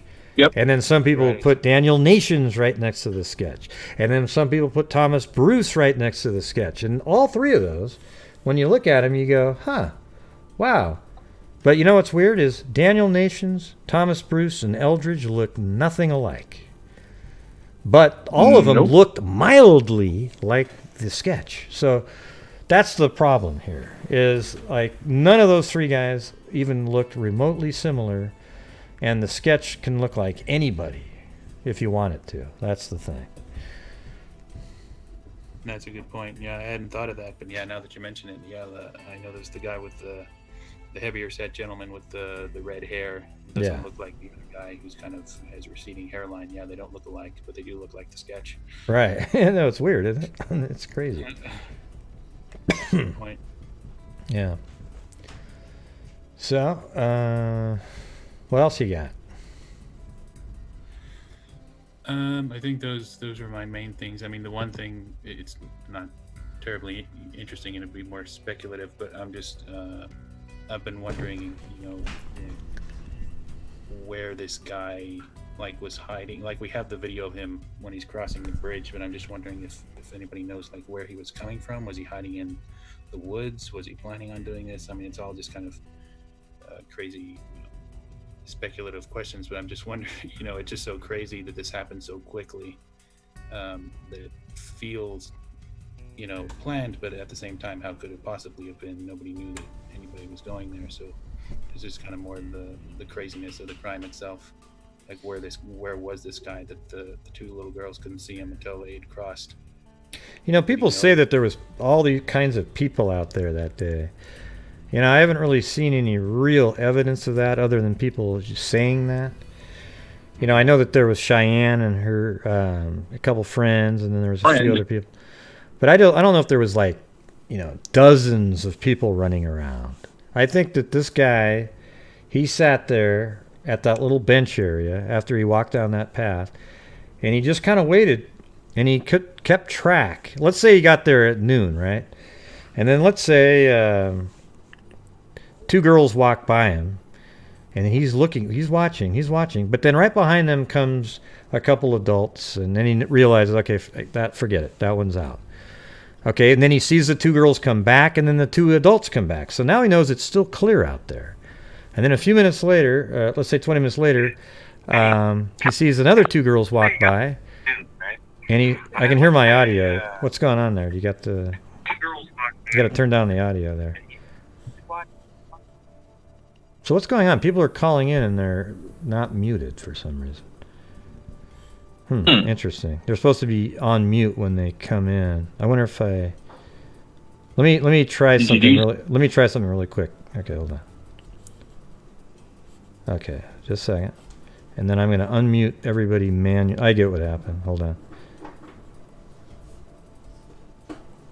All right, so you guys can hear me now. I think I just fixed it. All right. Yeah, I can hear you. Yeah, so it's got to be mute all. So let's say, then Libby and Abby walk by. Two girls walk by him.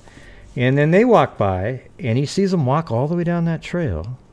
And he notices that nobody's coming from behind. He already knows that everybody that's gone by has already come back. So he knows the girls are alone now. So he keeps waiting and waiting and waiting. He sees that they keep getting further, and he kind of walks down. He starts following them from way behind, but he can kind of keep making out where they're going. And then he keeps waiting, and he keeps looking behind him. Nobody's coming. Waiting, and he sees them go onto the bridge. He goes a little bit further, but he's back in the trees, way back in there. And he keeps looking behind him. He can't see anybody, Then the girls are farther across the bridge. He looks behind him again, and he goes, okay, I'm free. And then he goes across the bridge. Then the girls notice him. They kind of keep going off the other end. And at any time, had anybody showed up behind him on that bridge, he would have called it off. But nobody did. And he completely said, get down the hill immediately. They went down. He knew that it would take anybody who got just onto the bridge about 5 minutes to get across. And since nobody was there, they wouldn't see him as he went down the hill, and then he forced him across the creek, and then he killed him. All right? I mean, I think that makes a lot of sense to me. I think he's just one of those psycho killers. There's no other reason other than he wanted to kill that day. Whatever the reason for these maniacs to do what they do. I mean, you hear about it all the time, right? Wow, why do you do that? People always want to know why that. I mean, it's great. Like, I always want to know the why in cases. But sometimes the why is just that's who that person is. There isn't some really deep, conspiracy kind of crazy thing going, oh, well, there's a drug deal went wrong, and then this guy got mad at this guy, and then this guy did this. Sometimes it's really just that there's sick monsters out there. That's an interesting idea. So it's a combination of some very minor planning and just a crime of opportunity. So that does make a lot of sense. Yeah, well, because you gotta think, like, a lot of people think, oh, he was so lucky. I don't think he was lucky at all. Look how perfectly that was planned, and he got out of there and gone. He actually backtracked. That means if you see where his car is, we now know that he went back the way he came, walking by people or going in the direction of people that would have gone to the parking area. So isn't that a little bit weird? So he felt that comfortable. Yeah. Yeah, that is strange. That's interesting. Yeah. I know when I first started seeing it, people were trying to say that in the photo behind Abby, they thought they saw some kind of figure, and I was like, well, maybe it's a figure, but maybe it's something else. And then I Right. watched one of your videos, and it was pretty clear, like, oh, it wasn't a figure at all. It's just the gate. But you know, Right. Right. And then there's also that tree to the right in that shot that has this little thing behind it. And they go, Well, look at that, look at that, look at that. And it turns out it was just a wasn't branch. that wasn't a gate. That was just It's a barrier. railroad tie. The train lines on the tracks. That's what they made a fence, kind of a fence. It's like a That barrier. wasn't a gate. Like a barrier. It's not like a swinging gate, but it keeps people, like a car or something, from driving by or something. right, yeah. But it was interesting seeing, like, people were jumping to speculations, and my mind was going, well, I think we need a little more information before we can decide something like that. Yeah, yeah. Like, you got this scary person that was right behind them already. I didn't think so. Yeah. Well, anyway, thank you for your time, and thank you for being you know, I'm a graduate student, and I study philosophy, and I appreciate your nature being so careful with the evidence that you present and how you research it, and thank you for that. no, I appreciate it. Thank you very much. Good luck in your school, or I guess you're done, but... Well, I'm working on my master's, so... Oh, not kick ass in the masters, then. I know that's hard. All right, but good luck. All right, see ya. All right, so 317, you're on the air now. All right. Hello. Disappeared, huh? Yeah, I guess so. Let me look. My nose is itchy for some reason. Okay. Hey, 317, are you on there? Okay, see you later. All right. How about 606? You're on there. 606? Oh, wait. Yeah, you're unmuted. Are you there, 606? I'm 123. That's the number I put in. Are you talking to me? Well, I'm talking about your first Area three code? digits. Yeah. Oh, okay. Yeah, I'm here. This is Patty Annie. How are you? But this is 606, right? 'Cause that's the one that's Yeah, talking. area code. Okay. Yeah, don't worry. Yeah, I'm not giving out your whole number. It's just the Well, that's for an ID, and I put in 123, so I assume that's what you'll say. Oh, no, that's just everybody Anyway, types that in. I kind of disagree with you on one thing. It's just my own opinion. I live in a very small town. I have 2 teenage boys. Uh-huh. I know how they hang out in the little plaza Mhm. and around all the little girls and, their age, Right. 14, 15, 16 years old. They all use that Snapchat, and they all know where each other's going and what they're doing and just talking. And every now and then, even in a small town, they'll get a stranger or someone they kind of know they see around town. Like I'm thinking this guy's maybe 25, 30 years old, talking to them. And I think that's where that first sketch came from, but they discounted it. Well, where do you think I he really was- believe what- that. But what makes you think that they were talking to somebody in town? How did that happen? When? Like the day Because before? somebody knew where they were going. No, but when were they talking? Because I know the whole story of the day. So when would they be in town talking to somebody? Well, do you know what they did that day? I mean, Yeah, hanging yeah. out I with made a whole friends and video stuff? on it. No, they were. Abby was. I watched most of your videos, but it's been They a stayed long overnight time. at so. Becky's house, and then they got up and I guess they had made breakfast, and then at some point they were helping Becky around the house, and then they said, "Hey, let's go to the bridge," and then Becky said, "Hey, you need a ride there and back."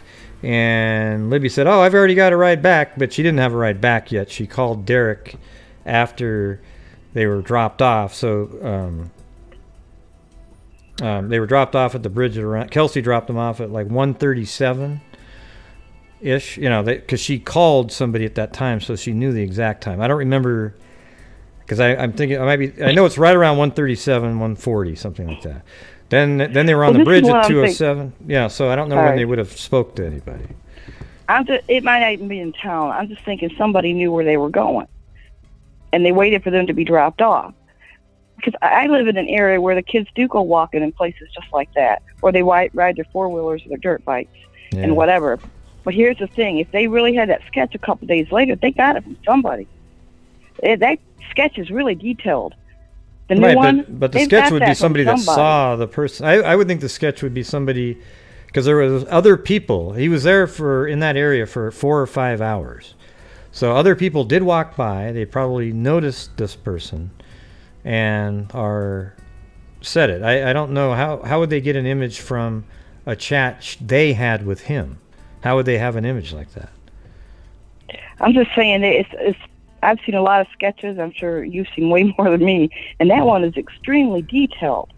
Well, I thought the one of the first. I thought the second one. Somebody was talking to him face to face and knew. Yeah, I don't know. I thought the first one was way more detailed than that one. Had all the little hairs on the face. I think they did that because they're only showing us a little tiny bit of video. I think they actually have more video, and they did a sketch from the video. That's just my speculation. They did a sketch from the video. They discounted the original sketch because there was nothing like the guy. You know, and they just discounted it. And now that other information's come up, like the DNA or anything like that at all, but now they started thinking, okay, this is the guy. This is because it's too detailed. Just a couple days later, you don't see him. I mean, this guy looks like a picture drawn from a picture or something, not just. Yeah. Well, hold on a second. People are saying, I think they have more video too. Yes, of course, there's more video. I mean, there's only 1 second of video? Listen, yes, there's way more video. She was recording. She had the phone next to her side. Then they said down the hill. Then there was probably some more time when it's on, but apparently during that time it was filming the ground and such. There was no usable video. There is audio there, though. Okay? But don't act like it's wild speculation. Oh my God, I think there's more video too. No, I mean obvious. More video that I'm not talking to you. I'm talking I was reading the people in the chat. Oh. They were like, "Oh my God, I think there's more video too." Oh wow. Yeah, of course there's more video. Okay, it's obvious, right? Because we see the guy walking, right? But that's not when he said, "Get down the hill" or "Hey gals." That means there's more video that they didn't show us that was in. Right. So, anyways. She kept videoing too. She didn't turn that off till she had to. Right, and so still, she got, to this day, there's still people out there that say, okay, yeah, wow, she actually turned on an audio recording device and recorded her. Wow, and then she took a picture of the guy first, right in that spot. And then they turn on the audio recording device.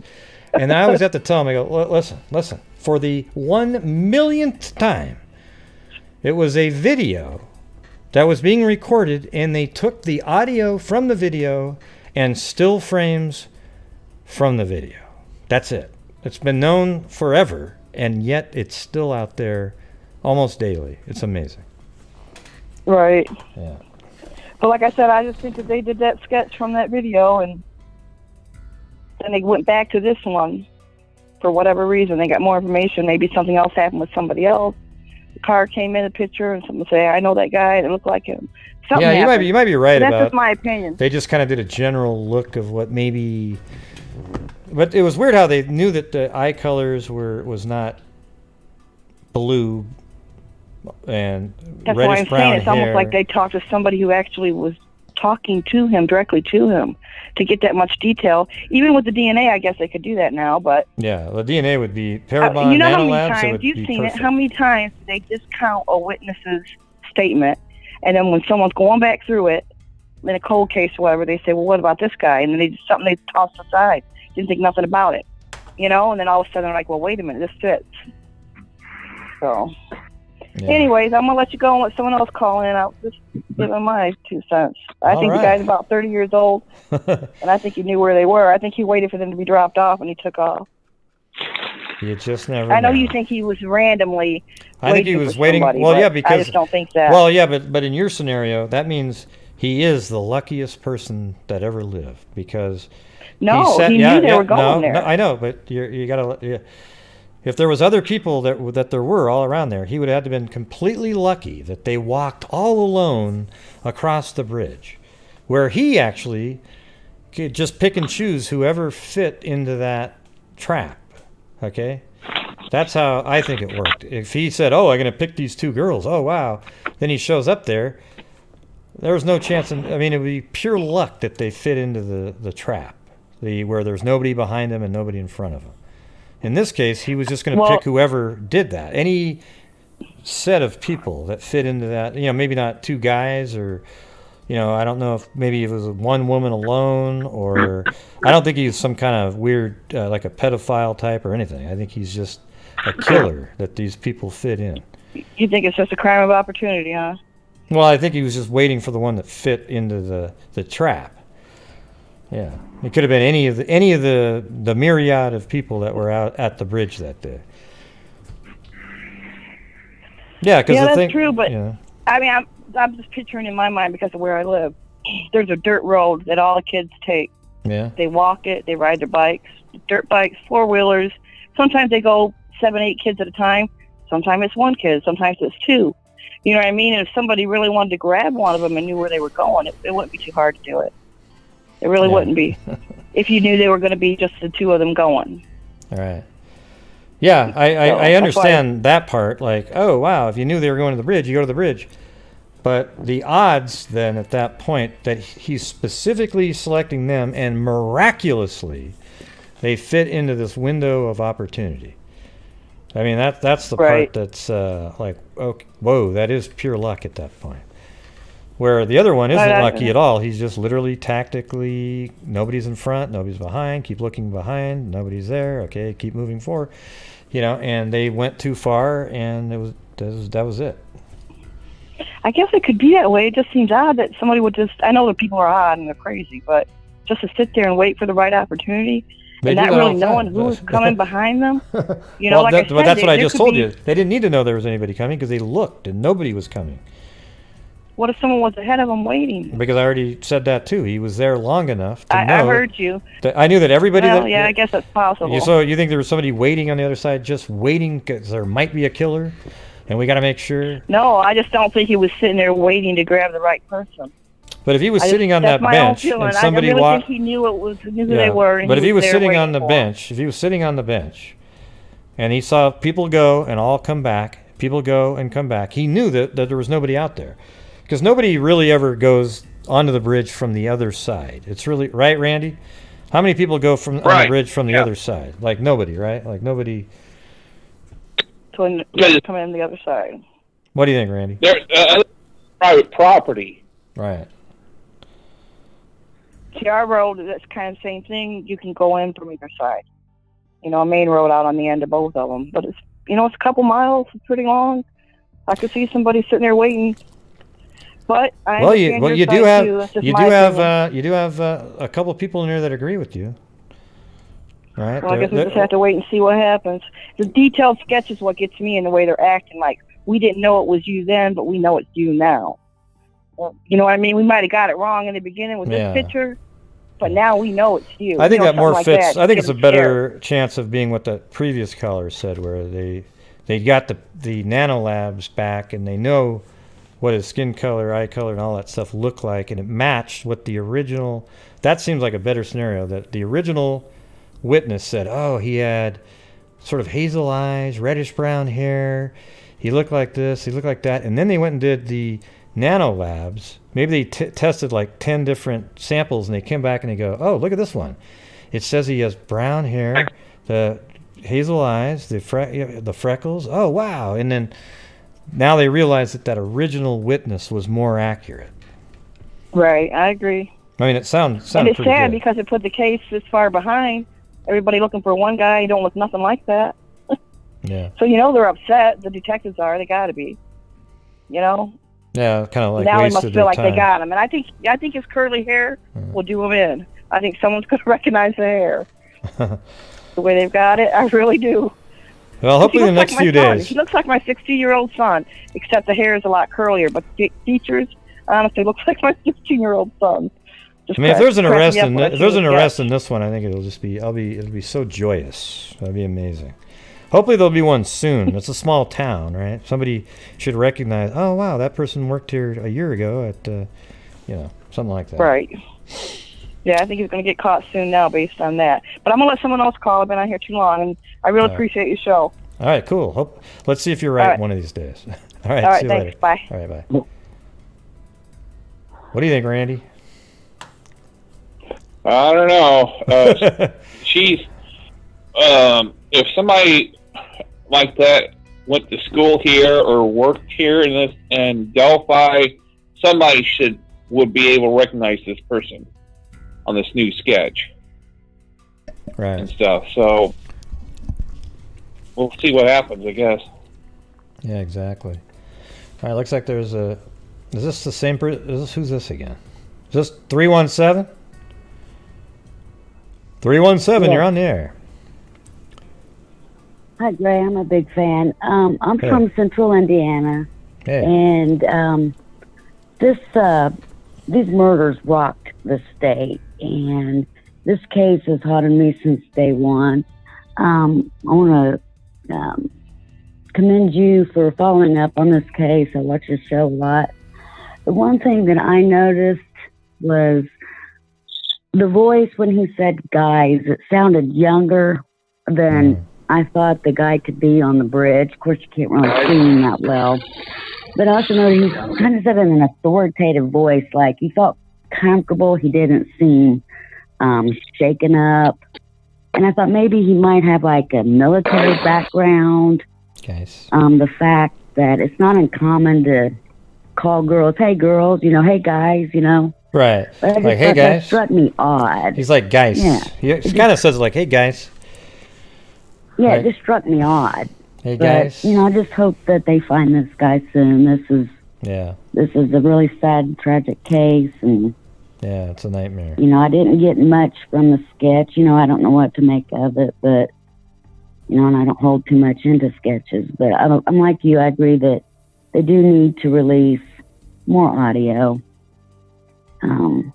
Maybe say he says a word differently, and someone will be like, "Hey, so and so says a word like that." But Yeah, there's sort of this weird line though. Like if all the audio after that might be, while we're adults and we might be able to listen to it, it just like let's say he's starting to say things that are in that realm of like what's about to be happening. I don't really know. Right. It might be enough for somebody to go, oh wow, that sounds a lot like.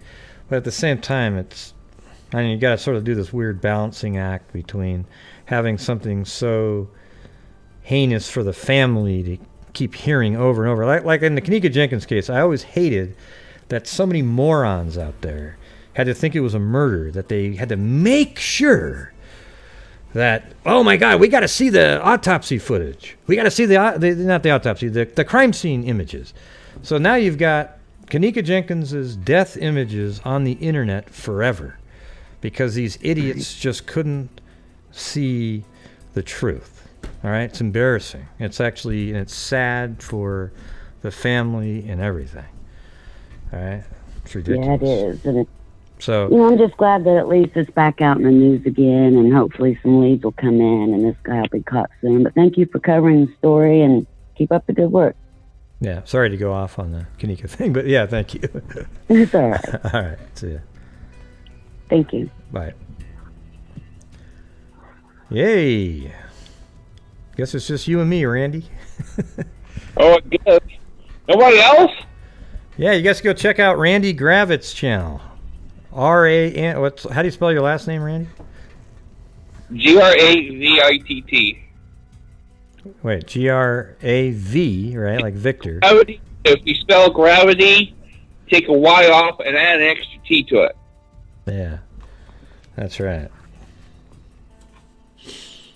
So, yeah. Well, here's the thing is Randy, I think, single-handedly has covered the case more consistently than anybody. I covered it when I knew I could do something or debunk, and then, I did all I could do at the beginning. Tried to get more information, worked on it for months, and then there was a time where I just didn't really, there's just nothing going on.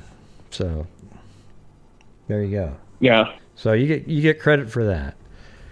I don't know what the deal is, but we've always had the problem is like you've had people that have said things, and it sort of created an issue with us, but I've never really had an issue with you. It's weird though, but other people say things, and that created a problem. That's what was strange. But like, I've never actually been like, oh, I hate Randy. I've always liked Randy. So that's what's so funny about it. It's weird how you get the trolls on internet who try to make something into nothing because they're so bored they got to create drama.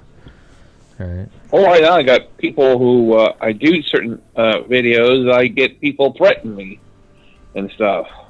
Really? Wow. On it now and stuff. So, but hopefully this case gets.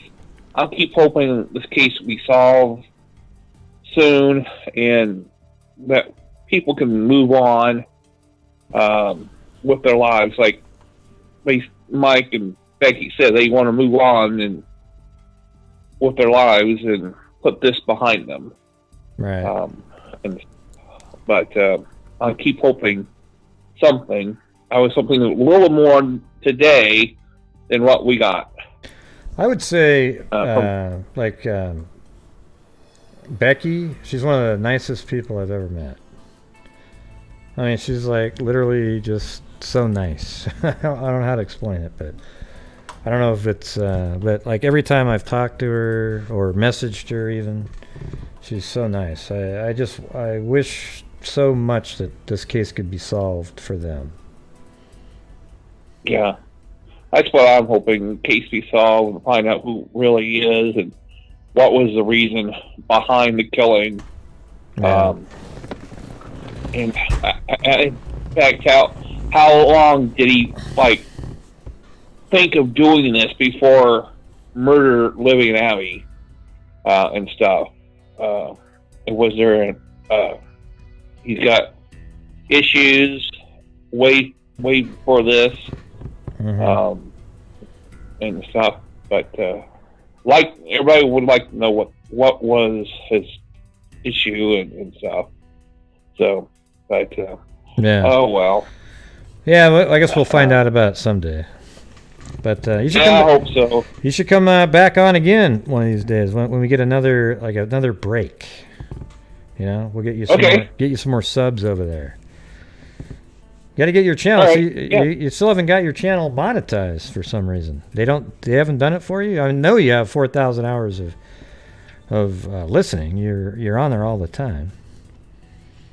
Yeah, well, the problem when that super chat was telling me about. Mm-hmm. Well, I had another YouTube account, and for some reason it won't let me do it because they thought I cheated on my other account, but I tried to, those commercials on the videos that's supposed to be linked to your account, and they thought I was cheating. It was like hitting those commercials, but particularly I was trying to X them out, but for some reason they thought it was cheating, trying to get. Oh, you mean you click on your own ads? Yeah, I was trying to X them out. Like, I don't want them. I want to watch my own videos and see what's going on and stuff. But they think I was cheating. Like, no, I wasn't. Jeez. So I particularly can't do the super chat. Yeah. Yeah. All right. Well, let's see. Well, listen, I appreciate you coming on, and I'm going to kind of go to the last segment of the show, but I appreciate you coming on and hanging out, filling in, sort of, it was almost like you're the co-host. It was good. Oh, yeah, cool. Yeah. But it's weird that you still can't. It's strange that you still can't see me on your channel with my regular account, but I can see you on mine. I don't know what the hell. See, YouTube's got a lot of problems. Did you do another account in order to get on to my that one. channel? Yeah, the one that you can see that says my name. That's just another one. Yeah. Yeah. That's actually my tip line. Clear everything, but I don't understand what goes on. But yeah, I'll figure out somehow how to get that thing to work. Yeah. All right. Well, cool. I'll be checking you out, and we'll do this again one of these days coming up. All right. Oh, Okay, I'll talk to you later then. Thanks a lot, Randy. Bye-bye. Hey, that's Randy Gravett. Everybody, go check out his YouTube page. All right. So I'm gonna go. Let's just play the press conference one last time. All right. Here we go.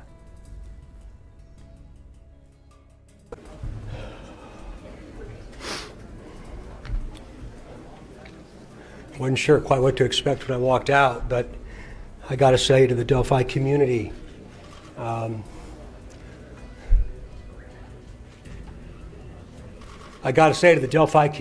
grateful I am. You inspire people that you don't even understand, and you don't even understand why.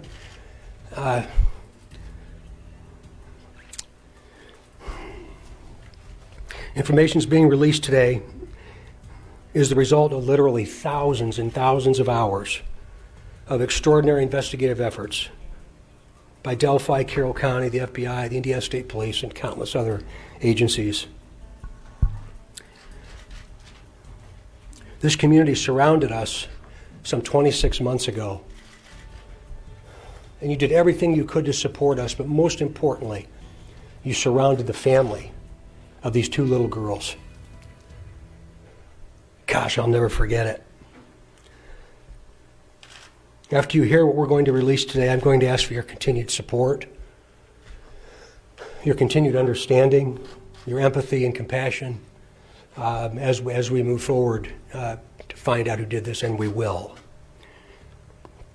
We're seeking the public's help to identify the driver of a vehicle that was parked at the old CPS DCS welfare building in the city of Delphi that was abandoned on the east side of County Road 300 North next to the Hoosier Heartland Highway between the hours of noon to 5 on February 14th, 2017. If you were parked there or know who was parked there, please contact the officers at the command post at the Delphi City Building. We are releasing additional portions of the audio recording from that day. Please keep in mind, the person talking is one person and is the person on the bridge with the girls. This is not two different people speaking. Please listen to it very, very carefully. We are also releasing video recovered from Libby's phone. This video has never before been previously released. The video shows a suspect walking on the bridge. When you see the video, watch the person's mannerisms as they walk. Watch the mannerisms as he walks. Do you recognize the mannerisms as being someone that you might know? Remember, he is walking on the former railroad bridge. Because of the deteriorated condition of the bridge, the suspect is not walking naturally due to the spacing between the ties.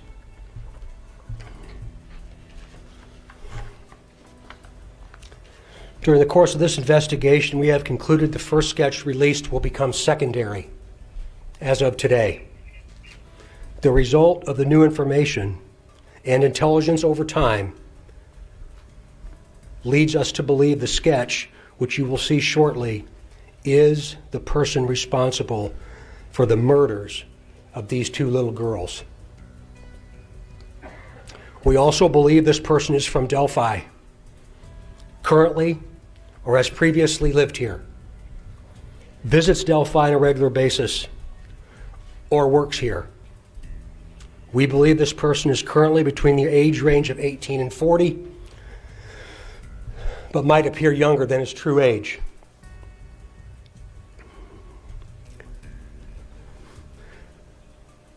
Directly to the killer, who may be in this room. We believe you are hiding in plain sight. For more than 2 years, you never thought we would shift gears to a different investigative strategy, but we have. We likely have interviewed you or someone close to you. We know that this is about power to you. And you want to know what we know. And one day, you will.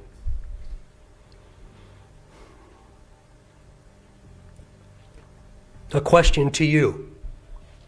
What will those closest to you think of when they find out that you brutally murdered 2 little girls? 2 children. Only a coward would do such a thing. Yeah, you can tell they get angry every time they think of it. We are confident that you have told someone what you have done. Or at the very least, they know because of how different you are since the murders.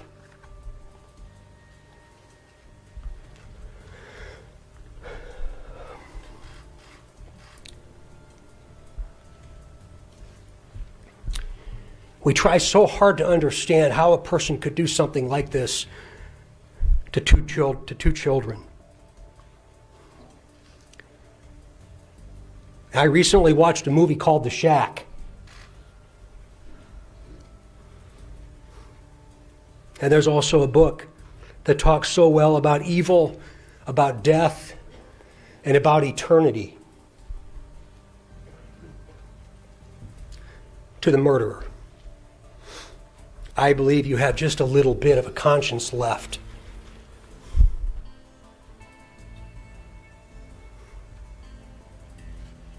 And I can assure you that how you left them in that woods is not, it's not what they're experiencing today.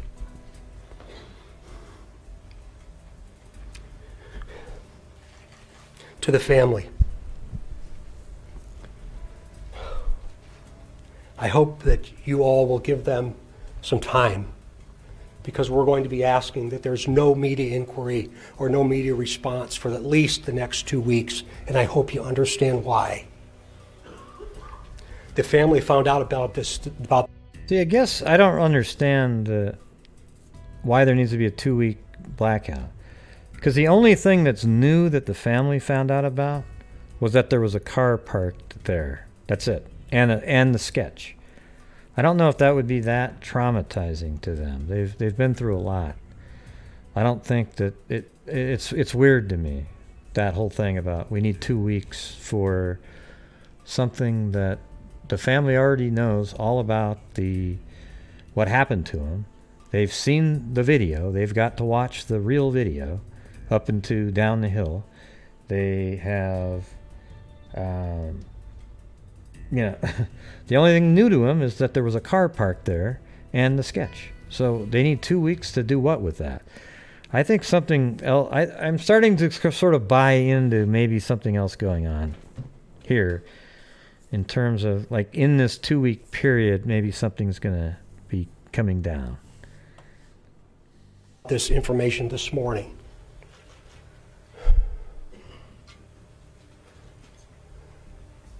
I just want the family to know that when I take my last breath on this earth, I'll be thinking of them.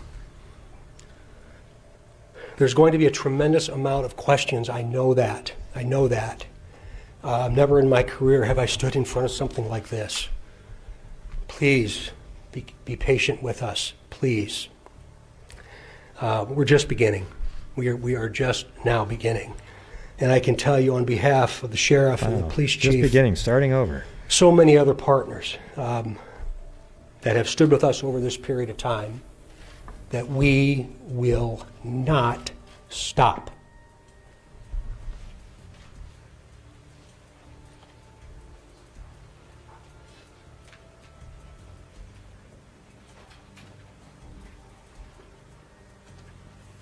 That guy looks like a Toby, doesn't he? I just unveiled the person that we believe responsible for the murder of these 2 little girls. I'm going to guess that's his name. I invite media to take a look at that now. It's not up. Kim.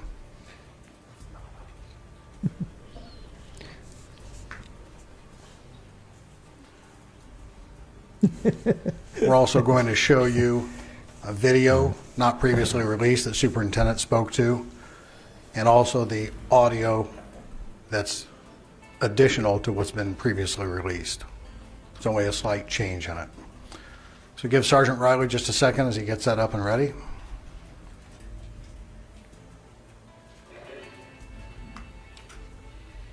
Thanks, Calamity.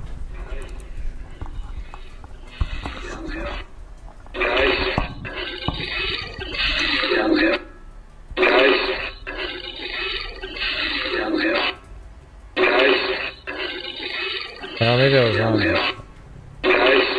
Guys? Get down the hill. Stand by for the video, please. That was just the mic from the... Oh, man, no wonder it doesn't sound like... There is no sound of the video.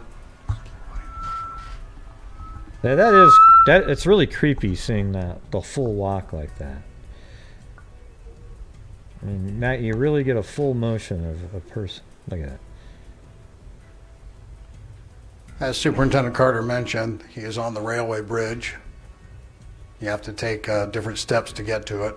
Yeah, it's similar to one. This information later this afternoon will be on the State Police website. For the community that's here, we have 100 copies of the news release. If you put in that URL, you'll be able to get to that site to play it. And we also have that. And this is WTHR. They're the same ones that made that great helicopter footage. They have great coverage all the time on their channel. Same release for you in the media. And the rest of the state will get that release in about 15 minutes. So we appreciate those of you that came here. This concludes our announcement. Thank you for your time, patience, and courtesy.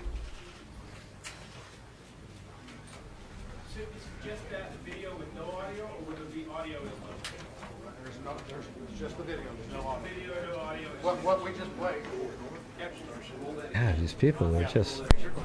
You can hear these dumb questions coming in.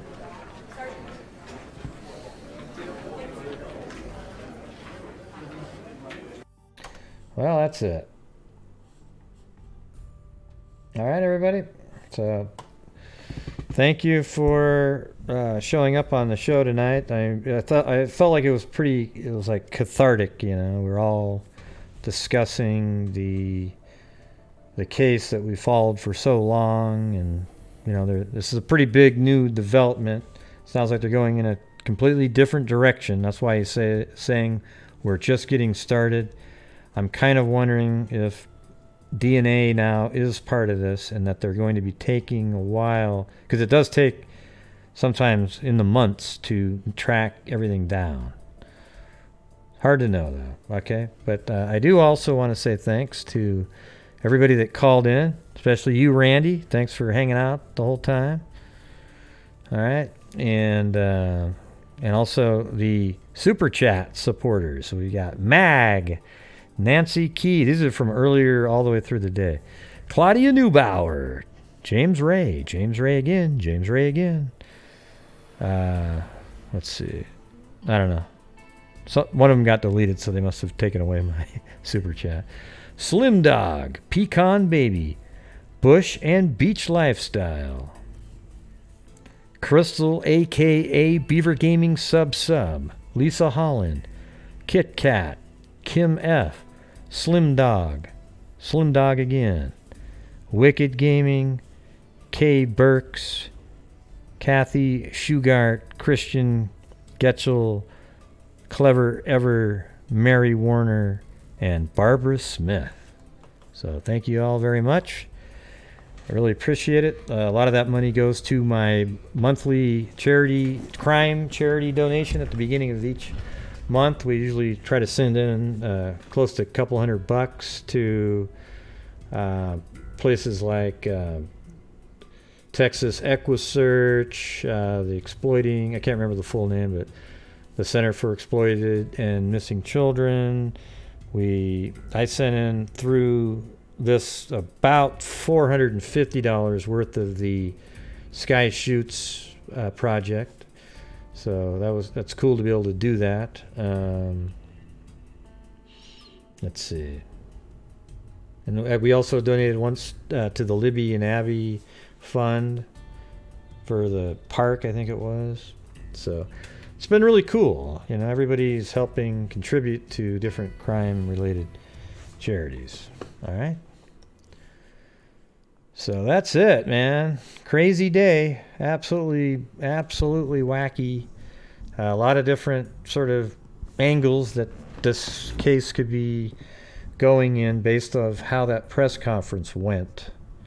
It's been interesting listening to different theories that people have, and some of the ones that made sense have me thinking a little bit. All right. The one in particular is the sketch is actually a drawing based on Parabon, but they don't want to say that because that would give away that they have DNA. I kind of like that one. But anyways, thank you everyone for showing up. And Blue, hey Blue, he's still sitting there. He's barely gonna move for you guys. He was going on a big scratching binge a few minutes ago, and I think we all missed it. All right. So thank you guys for all showing up, and I hopefully soon there'll be justice for Libby and Abby and their entire family. All right. So that's it for the show tonight, and until next time, everybody, be safe out there.